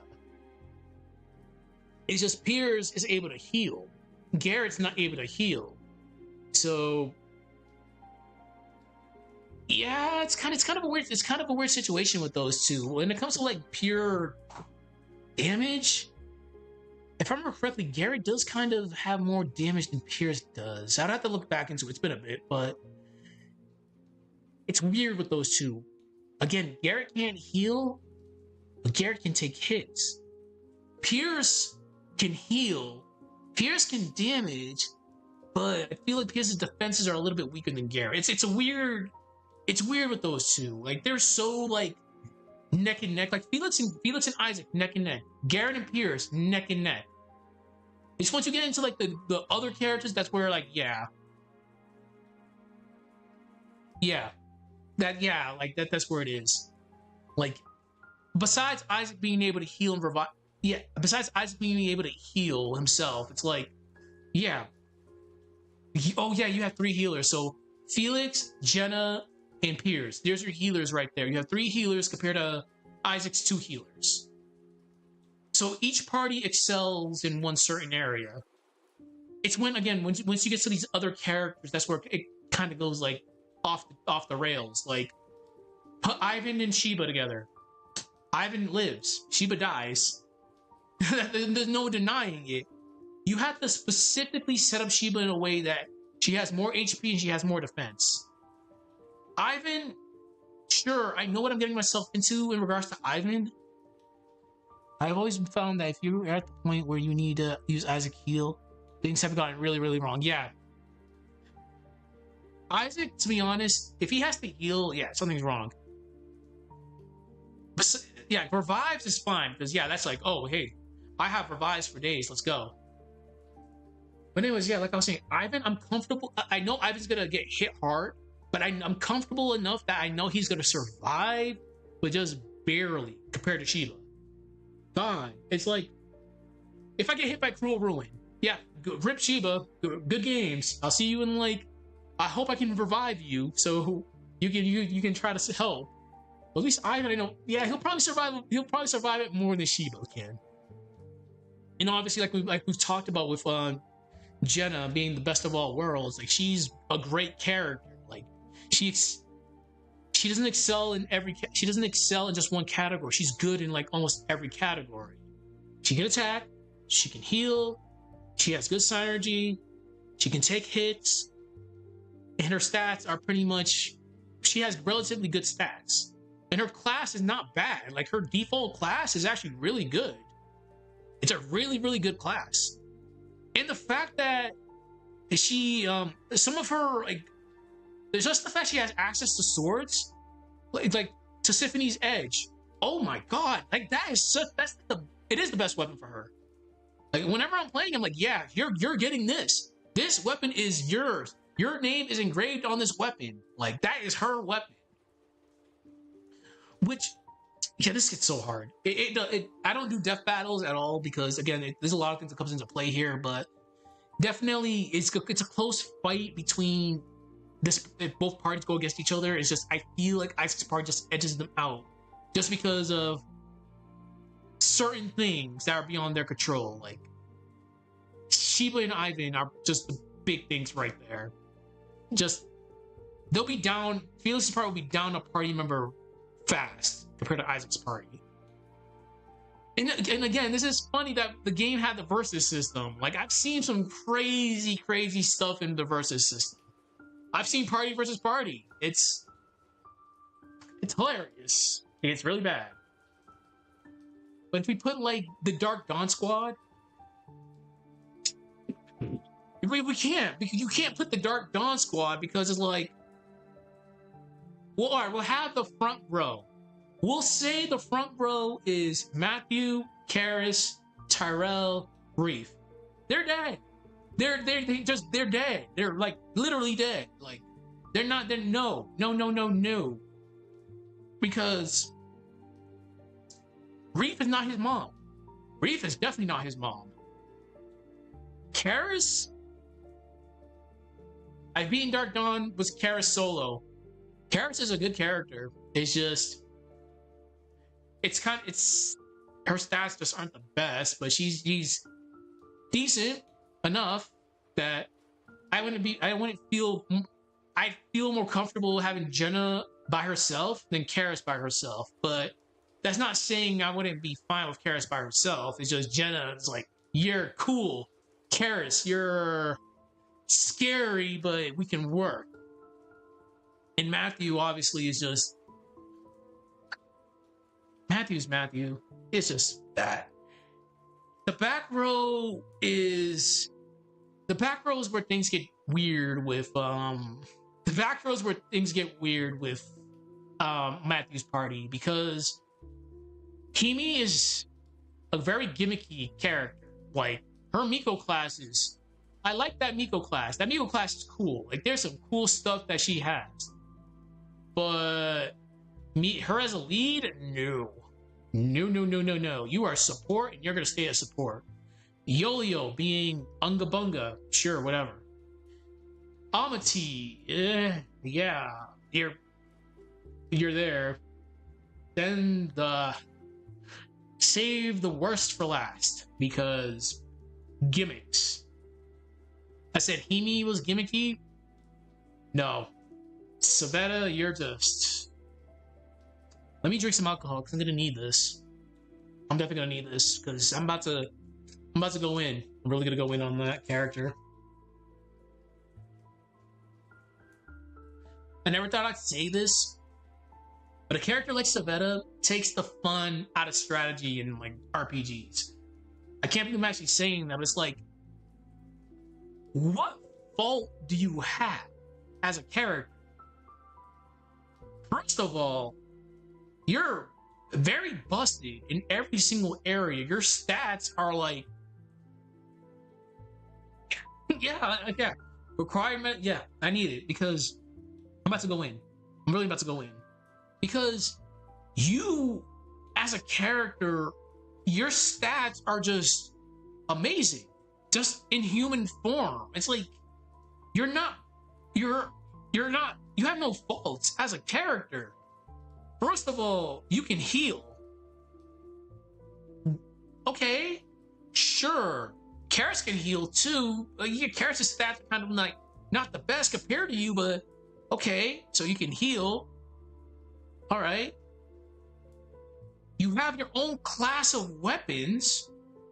Okay, you get plot-specific weapons in which your unleashes, because Dark Dawn want to be weird with multiple unleashes per weapon for some weird reason. We'll ignore that. All your unleashes are great. Like imagine Soul Blade having Megiddo locked. I'm not saying that the other moves aren't great with Soul Blade, but when I think Soul Blade, I'm thinking I'm just about to drop the sun on you. But no, like Savetta, your weapons are just great. One of them, you're just blasting them with a Kamehameha. I'm like, wow, this is interesting. Then you have Wolf. Sure, they wanted to balance Wolf out with the fact that Wolf is considered like a pseudo summon. Like everything's gonna be on recover as soon as you're done with it. That would have been fine and dandy if your stats weren't just great. Like if you have a gimmicky move like that, it's a high risk, high reward. I can't believe I'm using fighting game terminology here, but it's a high risk, high reward move. Like that's how it should be. But with that, it's like there's no risk. Sure, like you revert back to your human form and you're weakened because your Jin are all recovering, but your stats are already great. And by the time you're done, by the time your wolf form's already finished, whatever enemy we're fighting is pretty much dead because your stat your stats just are so off the charts in wolf form that you just completely just took chunks and chunks and chunks of their health away. Like, what is this character? And to add insult to injury, I need more alcohol for this. Oh my god, I really need more alcohol for this.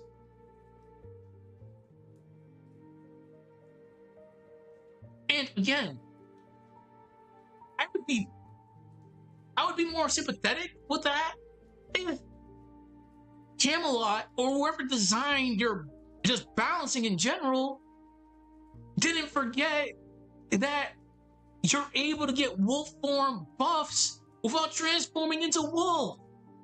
You can actually set up your Jin around that you get all the benefits from wolf without the drawbacks of being in wolf. What? Who balanced this character? I remember when I was fighting that stupid gimmicky demon super boss that steals your party away. Like I was like, all right, I'm going in. I'm kicking this guy's ass. I was like, you know what, Savetta, we'll have you transform. I'm at level 99 and everything because I grinded my ass off at that pre-final boss grinding era. You know the one. And I'm like, all right, let's go. Let's kick this guy's ass. then out of nowhere he opened up his book. Oh yeah, I'm taking this event in wolf form. All right, I shut the game off. I was like, no, I'm not doing it because you just first of all she's in wolf. Second of all, you just took her in wolf, and I know exactly what's gonna happen. I'm just gonna get killed horribly because I remember I can't remember the stats, but I'm pretty sure Wolf's attack at level 99 is possibly 999, if I remember correctly. It was 999. Fully leveled Wolf attack is 999. That just goes to show you. Like, I shut off the game. I'm like, you know what? No. We are not doing this right now. But well, we just went on. I just went on a tirade. I really went on a gigantic tirade. But that's how badly Dark Dawn really just like grinds my gears at times because it just throws. Dark Dawn just throws logic out the window for me, and I'm like, I try. I really do try. I try. And I just yapped for 30 minutes. Okay. All right. What was I doing here?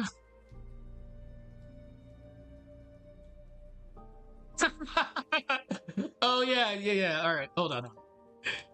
There's more to say. All right. That's what I did here. All right. It drove me insane to the point I couldn't trust my own words at times. Let's see. Quit your yapping already. I'm leaving now. We're gonna make that an ongoing gag, as she just loves to hear herself talk.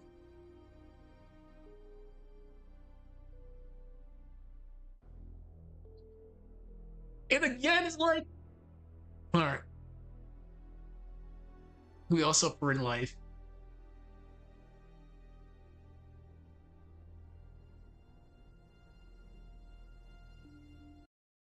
All right. As I continue doing this little scene right here, I'm gonna keep on yapping because I know all right. I'm gonna keep on yapping here because again, these things have to be discussed. They have to be discussed because there's people out there that do like Dark Dawn, and then more power to you. More power to you. I love JRPGs just as much as the next guy, but I'm not gonna sit here and just be like, yeah, Dark Dawn is a great game. No, Dark Dawn is, I can't even say mediocre at best. It's like, Dark Dawn is a game you play. That's it. It has some things good going for it, but it's not something I would go out of my way to just play. Like, when there's other games, like, I can just play Golden Sun 1. I can just play Golden Sun 2. Like, there's so much things going wrong with it. Like, oh god, it's so bad. Like, using Mia as an example again, because again, Mia's a popular character. How do you think fans of Mia felt like when? Oh yeah, I gotta mention this too. The fact that the disrespect towards legacy characters is so like blatant, it's crazy. First, you tease Isaac. Okay, fine. You have Isaac in a tutorial battle. Isaac and Gary. I'm like, wow, that's risky.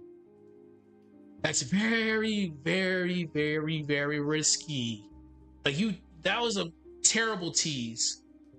Like, I would have been fine. Okay, fine. It's the next generation. If you had at least Isaac there for longer than just the tutorial fight, I would have been fine with that. But no. Every single legacy character just got destroyed in more ways than one. All right.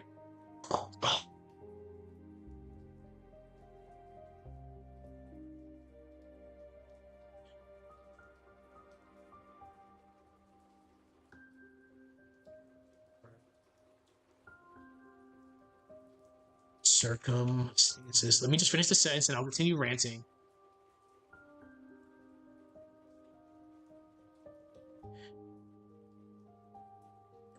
Hold on.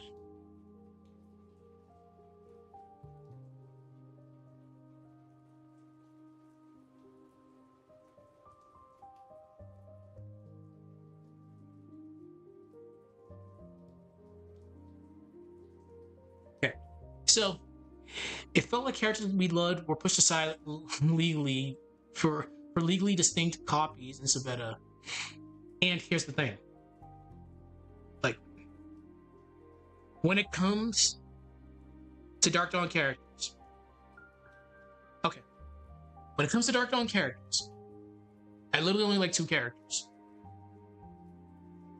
I like Karis because at least Karis had some personality. She was very sassy, and she was fun to play as. I'm like, oh, hey, we get to shoot bows. All right, this is different. We have bows. Oh, you can do staff. Cool. Oh, you can do sword. Okay, all right. Yeah, and your healing abilities are actually not that bad. Wow. All right, we have variety now. All right. Cool. Jupiter's getting some love here. I like Karis is cool. Like, I like Karis. Again, I did a solo Karis run back in the day. Everybody was dead besides Karis. It was hard, but we got it done. Then, who else do I like in that game? Nobody. Besides, yeah, that's hard. That's the fact that I have to think of another character that I like in that game says something. Because if it's like Golden Sun 1, I like everybody. Everybody is cool in Golden Sun 1. Sure, more characters should have been flushed out more. But even like the side gaggle of characters, like the side quest characters, they were cool. Hama, you're a plot device and Ivan's sister. You're there to progress the plot for Ivan. That never got fulfilled, I guess. No, Ivan's plot got fulfilled. He found you saved Hamid. You save him. And apparently he has an older sister now. But yeah, Hama's role was just that. You're just there. And who else? You have the guy from Fusion's. You have the old monk from Fusion Temple that you get the one you get force from. Put in Dark Dawn. I'm like, why are you here? As soon as I saw him. All right, hold on. There's a weird fan thing with Hama that makes her far more interesting. Again, it's like I need alcohol again. Damn, here we go again. I'm not an alcoholic, but when I get going, I get going. And definitely get going, that's for sure.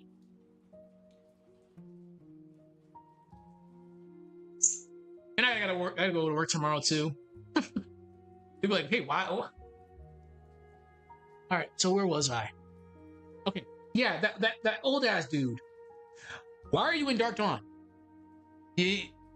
So you're here because the plot demands you to be here? The Ice Queen, Ojo-sama lady, froze you?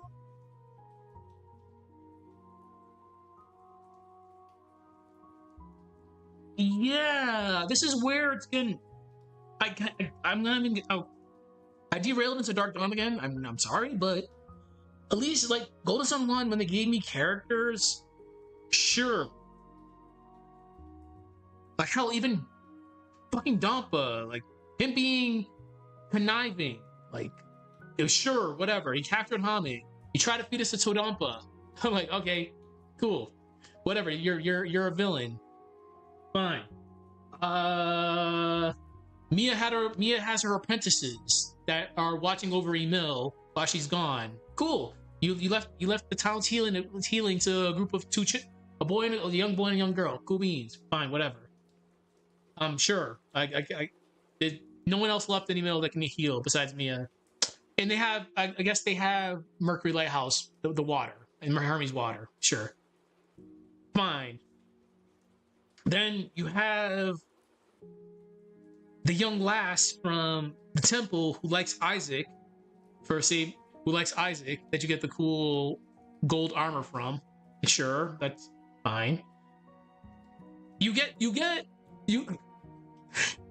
again, like, this is where I feel we dropped the ball again with certain things in like the Golden Sun series. You give certain characters portraits, like like obviously like right here. Where is it? Like this brigand over here is just a generic brigand. He should not have a portrait. So whenever you see a character with a portrait, oh, they're of relevance. Cool. You introduce those two guys, the two fighters in the boat ride going to Toby, and you do nothing with them. I'm like, oh shit, we got some good guys. We got some cool looking guys. The Kraken kicked their ass, but hey, at least they put up a good fight. Oh, yeah, no Coliseum fight, no nothing. We just fight palace swaps of gladiators. You guys gotta drop the ball with that one. But besides them, it's like sure, like they have a lot of memorable characters in the Broken Seal. Sure, fine. The Lost Age gave us too many characters. Too many characters in Susa. Too many characters in Susa. Because Susa apparently is OP as hell, we just never see it. I would love having like, a good fight with him. Like, all right, you're this badass. We've heard stories of you being just a wild child. You're here to try to take this dragon out. Serpent. Don't care. That boss is stupid, but we never get to see it. So like, damn, we got teased here. But at least the Lost Age gave us a lot of good characters to go with. We got too many. Sure, some of them could have been a little bit better, but we're not here to judge that. And Dark Dawn comes along. Okay. You give me characters that I don't care about. I'm being brutally honest. I can't remember their names. That's how unmemorable they are. It's the two. Damn it! It's the two guys. The old guy and the other guy. It's the guy who GLaDOS and Chalice manipulated into starting up the tower. I just can't remember their names, but those two idiots. I know. That's how bad it is. Why do I care about you guys? And why are you guys constantly here being a pain, being a thorn in my side? Because first of all, I remember during that Mountain Rock fight, y'all did some tomfoolery in that Mountain Rock fight. Yeah. And it's bad because I played Dark Dawn a few times. I should remember it, but that's how, like, that's how, like, not memorable it was. It's like, you gotta be kidding me. But even going back to these two guys, it's like, you guys did so many crazy shenanigans, manipulation, being forced into restarting the Grave Eclipse, and I can't remember your names because that's how boring and unmemorable you guys are. The only reason why I remember GLaDOS and Chalice was because how bad they were. But the way Dark Dawn went, then you guys gave me so many characters that I don't really care or remember, like, at all. Like, I'm not even gonna get into Kraden because I hate Kraden. I can't stand Kraden in Dark Dawn because he knew Alex was Arcanus the entire time, but we wanted to be stupidly vague the entire time. I remember like the Dynasty Warriors guys, the Dynasty Warrior knockoff. No, it's just not good. It's really not. It's really not that good. If this were normal circumstances, this would probably hurt. Let's see.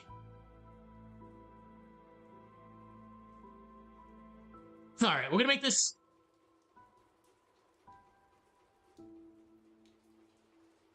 And again, it's like, I don't. Sure, it's kind of Kraden's fault. Things happen in the Broken Seal. He let his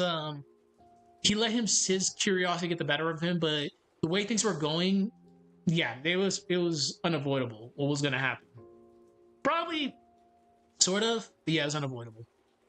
They were screwed the moment they entered Soul Sanctum. But It's fine, whatever.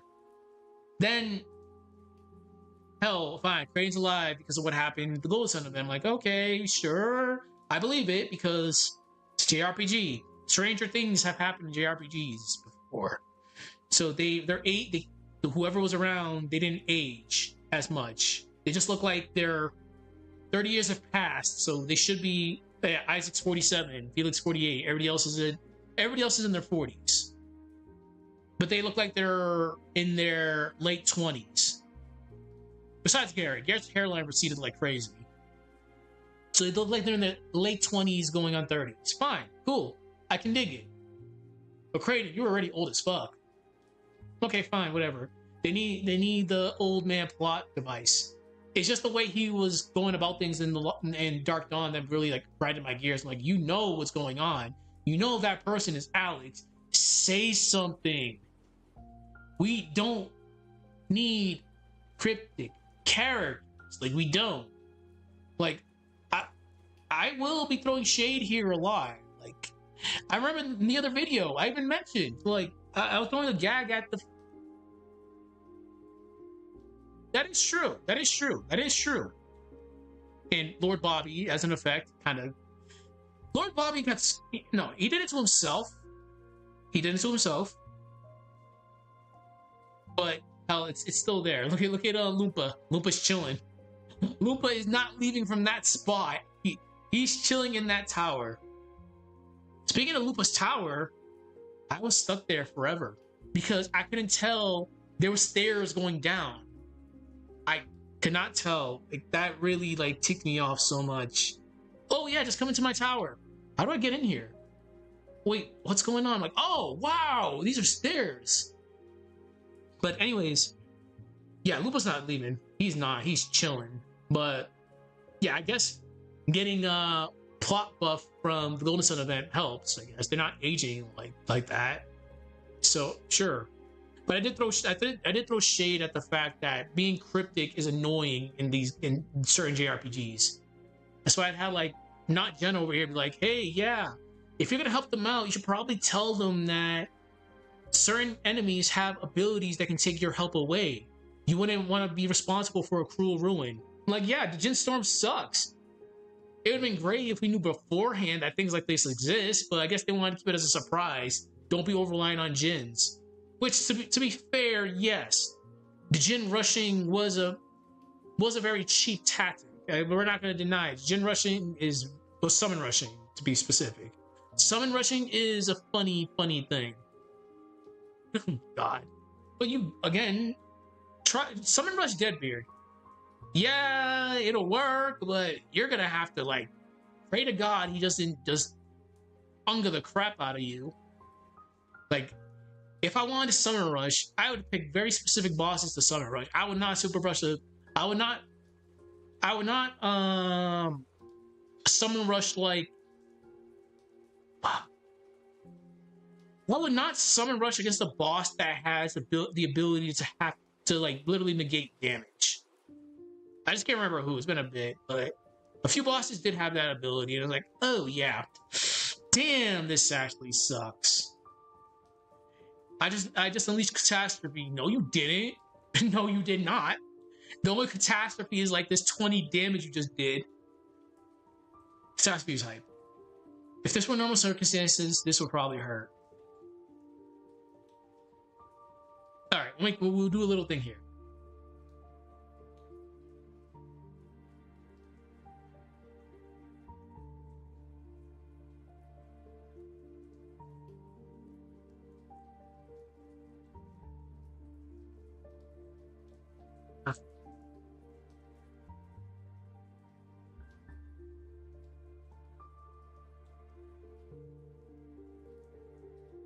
Actually, no.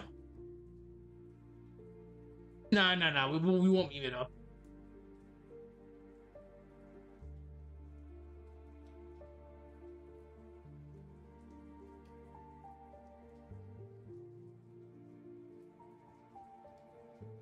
All right, there we go.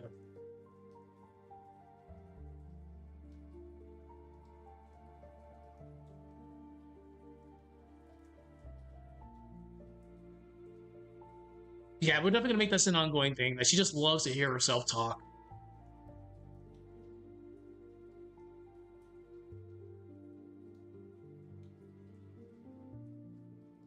Another thing that really grinded my gears, I didn't get closure. I felt I should have got closure at the end of the Lost Age, but I did not get closure. There was just still so many unanswered questions that were never answered in Dark Dawn, to the point that it's like, yeah, we're just gonna forget it. We're just gonna we'll retcon things or just pretend something didn't exist. That's not a good thing. It's definitely not a good thing.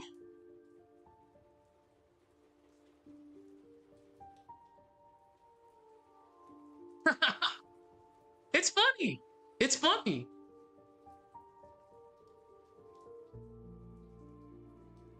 I don't know why. It's like silent pro tags are fine, I guess, if they're done well. Like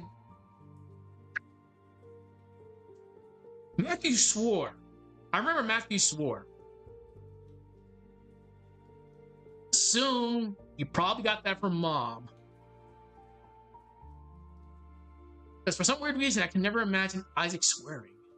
Isaac, at least in his younger days, seemed like he was just a goody two shoe. He did the right thing. And again, as you mentioned, Jenna's the hothead. But yeah, the fact that Matthew swore during that one thing. Again, the worst part about Dark Dawn to me is the world felt like a theme park, not a real place, merely because of the insane changes that were made. In the ironic thing, they put a theme park there. I felt so disrespected when I fought Dim Dragon. I'm like, wow, you just turned a very iconic boss into a joke. Why did y'all do this? And the fact is, the world was gonna get destroyed, but some people still view the fact that they saved the world as a bad thing. Like, no, the world was gonna get destroyed. You idiots just didn't notice. What they did saved the world. It changed the world because apparently the Great Wall of China showed up.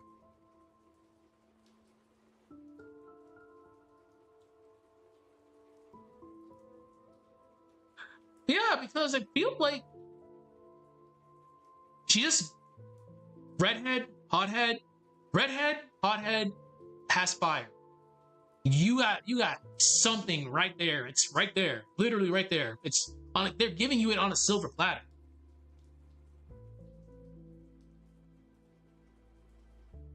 And I remember her little sassy remark towards Briggs and his posse.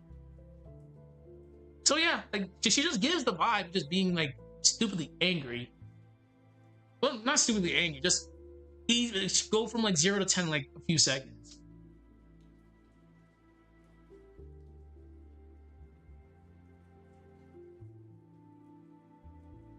All right. How am I gonna pull this one off? Let's see.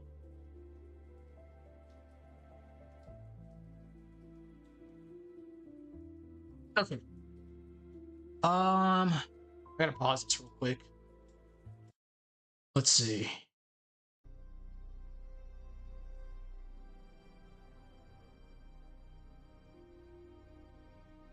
Okay, we don't need those extra parts.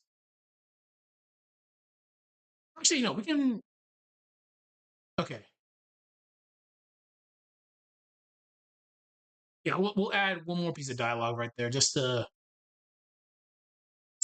Damn, this is so long. It's not bad, but I decided I'm not gonna put in-game stuff here. We're just gonna keep this just straight up sprite animation because if I put actual in-game content like me going from Veil to Vault, this is gonna push at least like 40 minutes. Like, we don't need this to be 40 minutes. Like, oh god, no. So we'll assume that they got to their destinations relatively fine. That's the best way we can do this. Okay.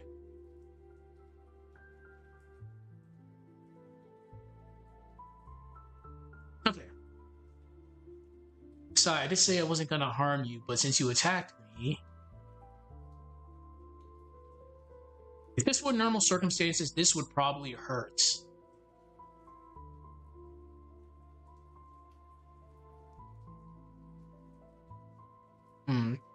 What can we put here?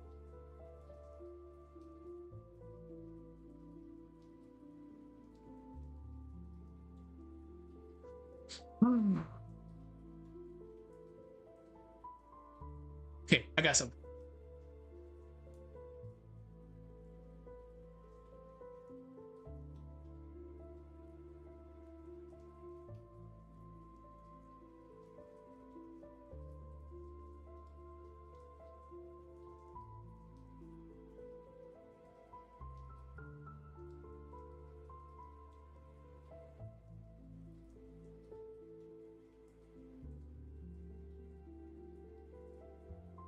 There we go.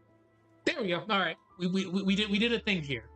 To think that someone would interrupt me while I'm talking is pretty vexing. Yeah, there we go.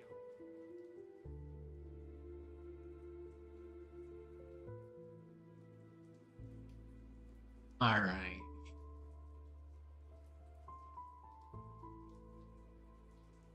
All right, so let's.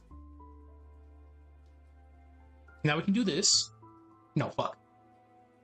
Now we can move this here. We had some very good discussions today.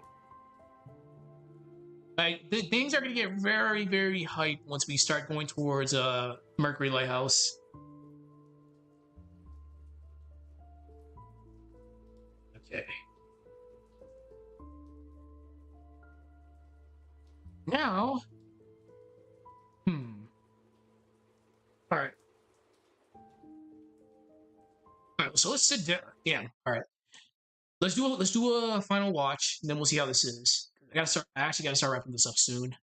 So I need to make sure there's no crazy issues here. Again, I'm surprised someone would actually steal this content, put it on TikTok. Out of all things, I'm like, you gotta be kidding me. At least give credit. These take forever to do. All right. We need to make sure there's no crazy like things, because things can get messed up pretty fast here.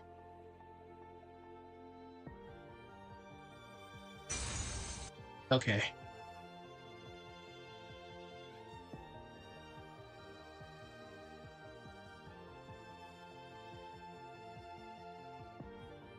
It's crazy. Well, at least I guess at least my work gets put out to a broader audience, but I'm like, god damn, at least give some credit. As soon as I heard this song, I'm like, wow. I was like, you know what, hold on, let me see your phone real quick. I'm like, oh geez, they really did this.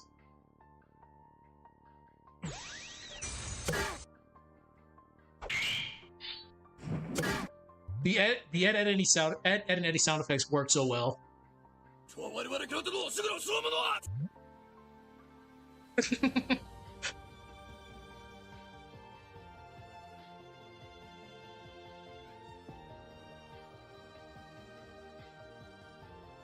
Now start talking.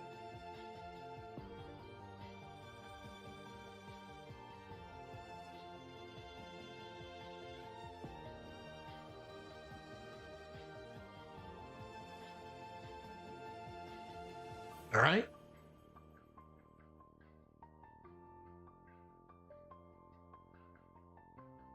And I'm fine for being unhinged like this.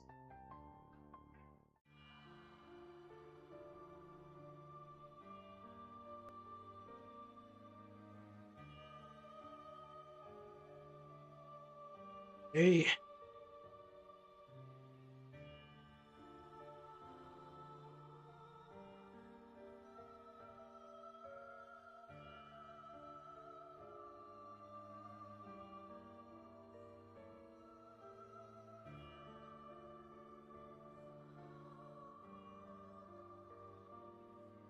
Oh yeah, I had to change that. It's mostly because yeah, like in the sky there is water present, but this place is literally surrounded by a gigantic waterfall. Like this world, the world is flat, and there's a waterfall going down into God knows where, which I'm still mad that they didn't explain this. You guys live in a flat world with a gigantic waterfall going somewhere. You have the tools right there, Dark Dawn. Why didn't you do it? So yes, so like I changed that into the world. There's a lot of water present because there's a crap ton of water here.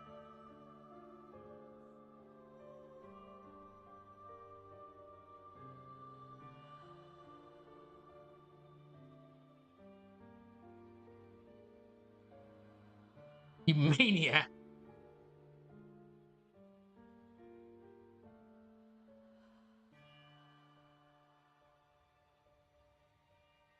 Yup. Yup. I love it.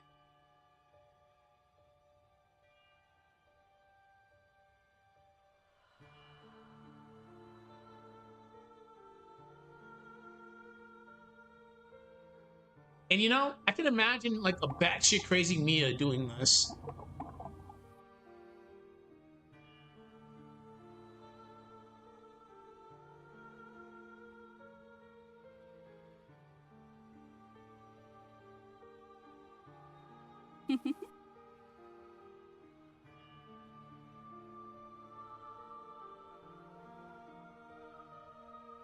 Okay. Yep.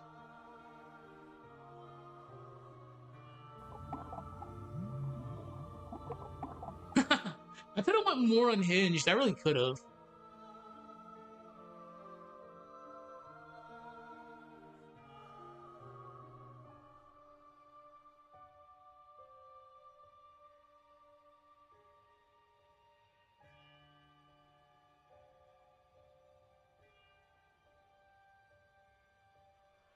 Like there were so many things I could have did, but we'll save them. We'll save it for later because it's still really early in this project.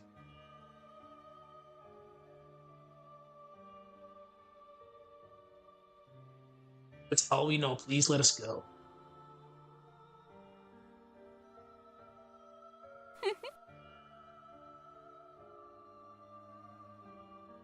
Wait a minute. Let me read that again. This is very interesting. Looks like I may be in danger. I wonder who I made mad. Okay. There was one thing I was trying to do here, but so what I was gonna do, I honestly was so close to writing this. Um, yes, we were to keep the fact that around here the sun goes down late because obviously the sun never goes down in this world, depending on certain places. Like well, that's fine. But usually, like in Arctic areas like this, like for example, whenever we get deployed, like Alaska, Alaska 6 months out of the year is in perpetual darkness, or the sun's always out. Oh yeah. You're right. I actually just recently changed that. Oh yeah. Wow.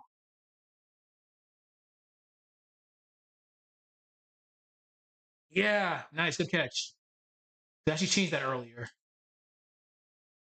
One thing about this version of CapCut, which I had to tell people in this whenever I do my videos, I'm using an older version of CapCut just because everything nowadays is behind a paywall with them. Like I can't even extract audio, so this version lets you extract audio for free, but it's still very glitchy. Like even though you're thinking you're doing things grammatically correct, there are times where things just get messed up. But like even in the Arctic right now, like if we get deployed to like Alaska, 6 months out of the year, the sun never goes down. So I was just throwing a little joke for that. So around here, the sun goes down late, or just never goes down at all. So you should thaw it eventually. But I was gonna make her a little bit too unhinged here. I was like, all right, you should thaw out eventually. Maybe, and I quote, maybe, or probably put out. You'll thaw out probably in a week or so. Just be wary of the bears that are out, the hungry bears that are out here. But we'll keep this simple for now.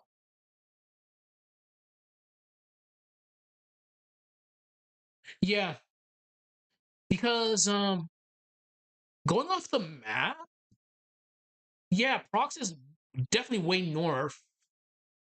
Yeah, if I had to say, this would be this world's Alaska. No, yeah, it makes sense because give me a second. Let me actually bring this up.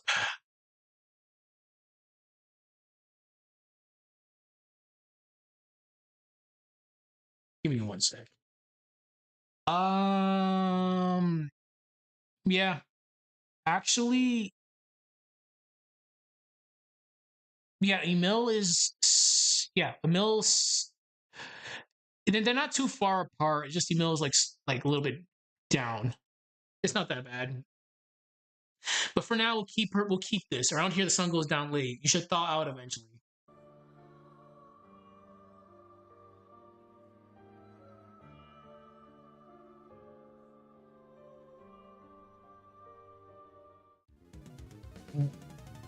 We don't need to go that crazy with this. This is fine. This section.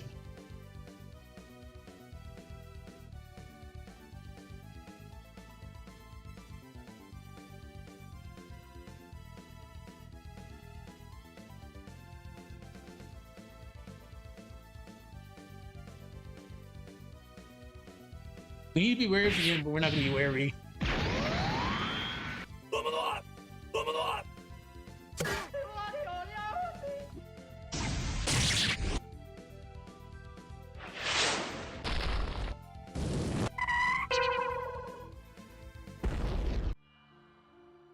Okay, cool. That's fine. That's how fast I would assume that fight goes.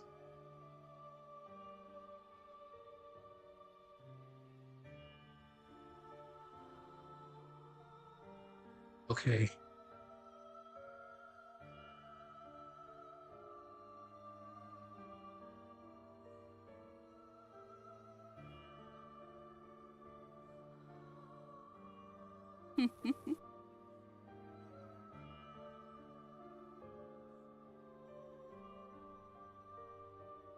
The biggest issue here is just this the snowfall. That was actually really hard to get this constantly going.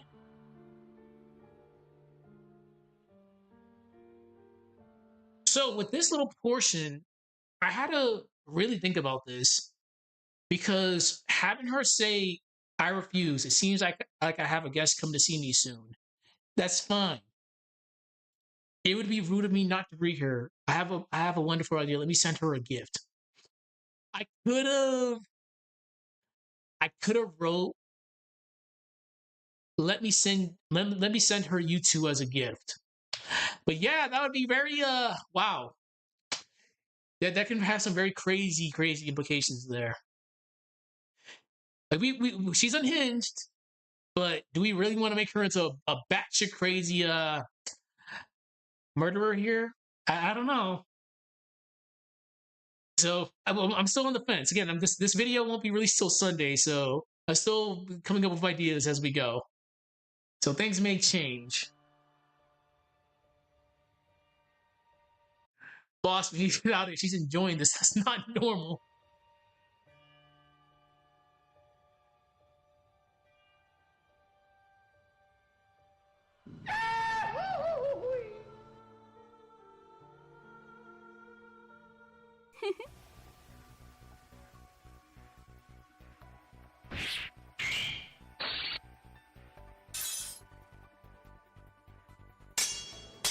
I gotta fix this a little bit.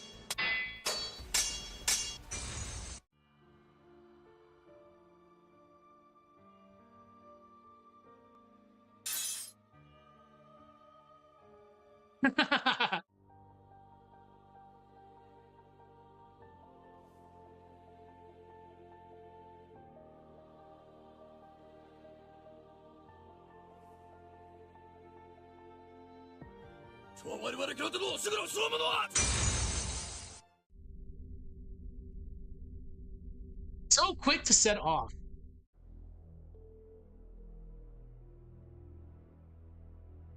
Okay.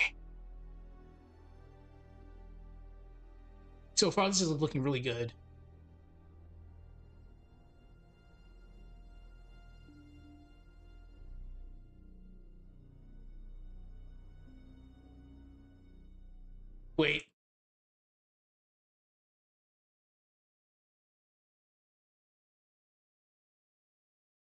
They're much.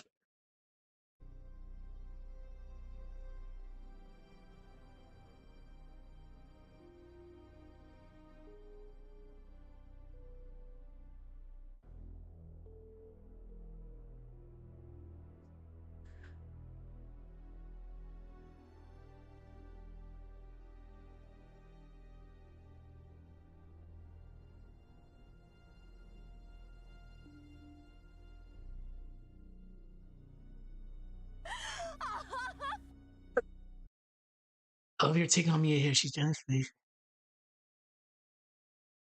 Yeah, because think about it. Like, we'll go back to it. Like, right here, where is it? Like, right here, she obviously was going to do very bad things to this ruffian right here.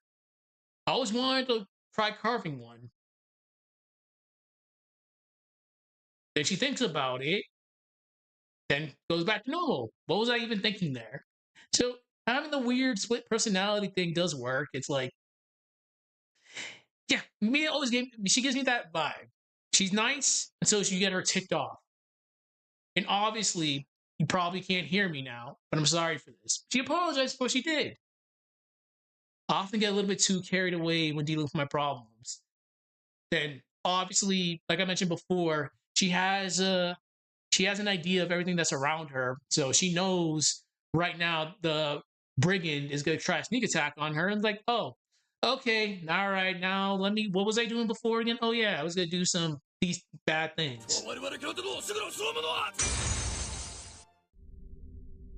That's why I just had this very like I had this very like scary sounding theme just show up right here.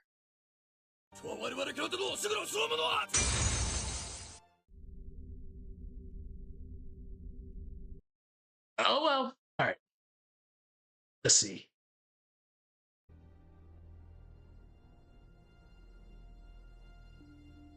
There were human size.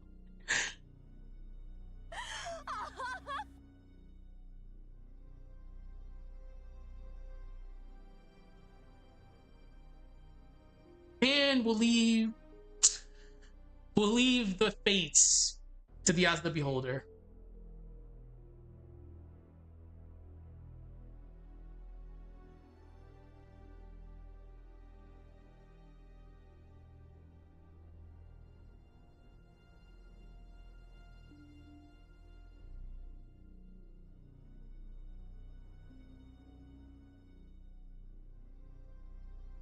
Again, this callback to Satoros is I love this callback here.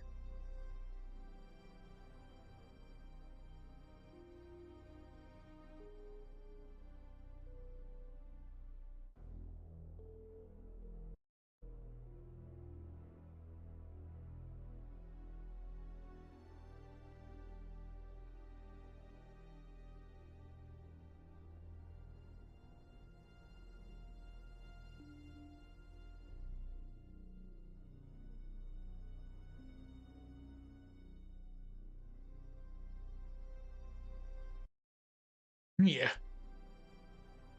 Ow.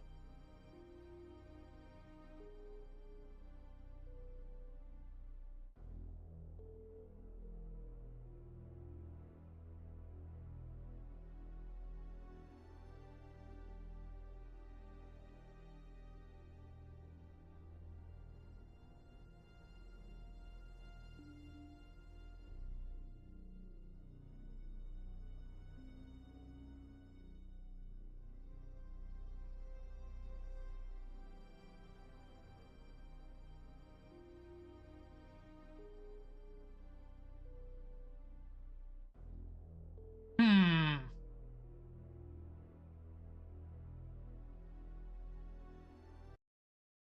Wait a minute. I'm gonna do it. I'm gonna actually do it. Where is it? Oh boy. I might actually do this. Crap. Where the hell is all right. I'll keep this here as a placeholder. Where is it? I'm gonna go all the way back right here. It's right there. Okay.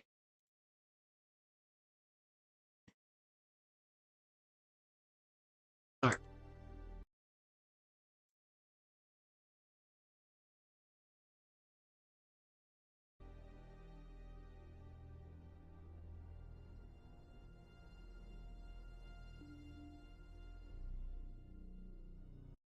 Okay. I wonder if I can get this to work right. Okay. This can work. I just gotta time this properly.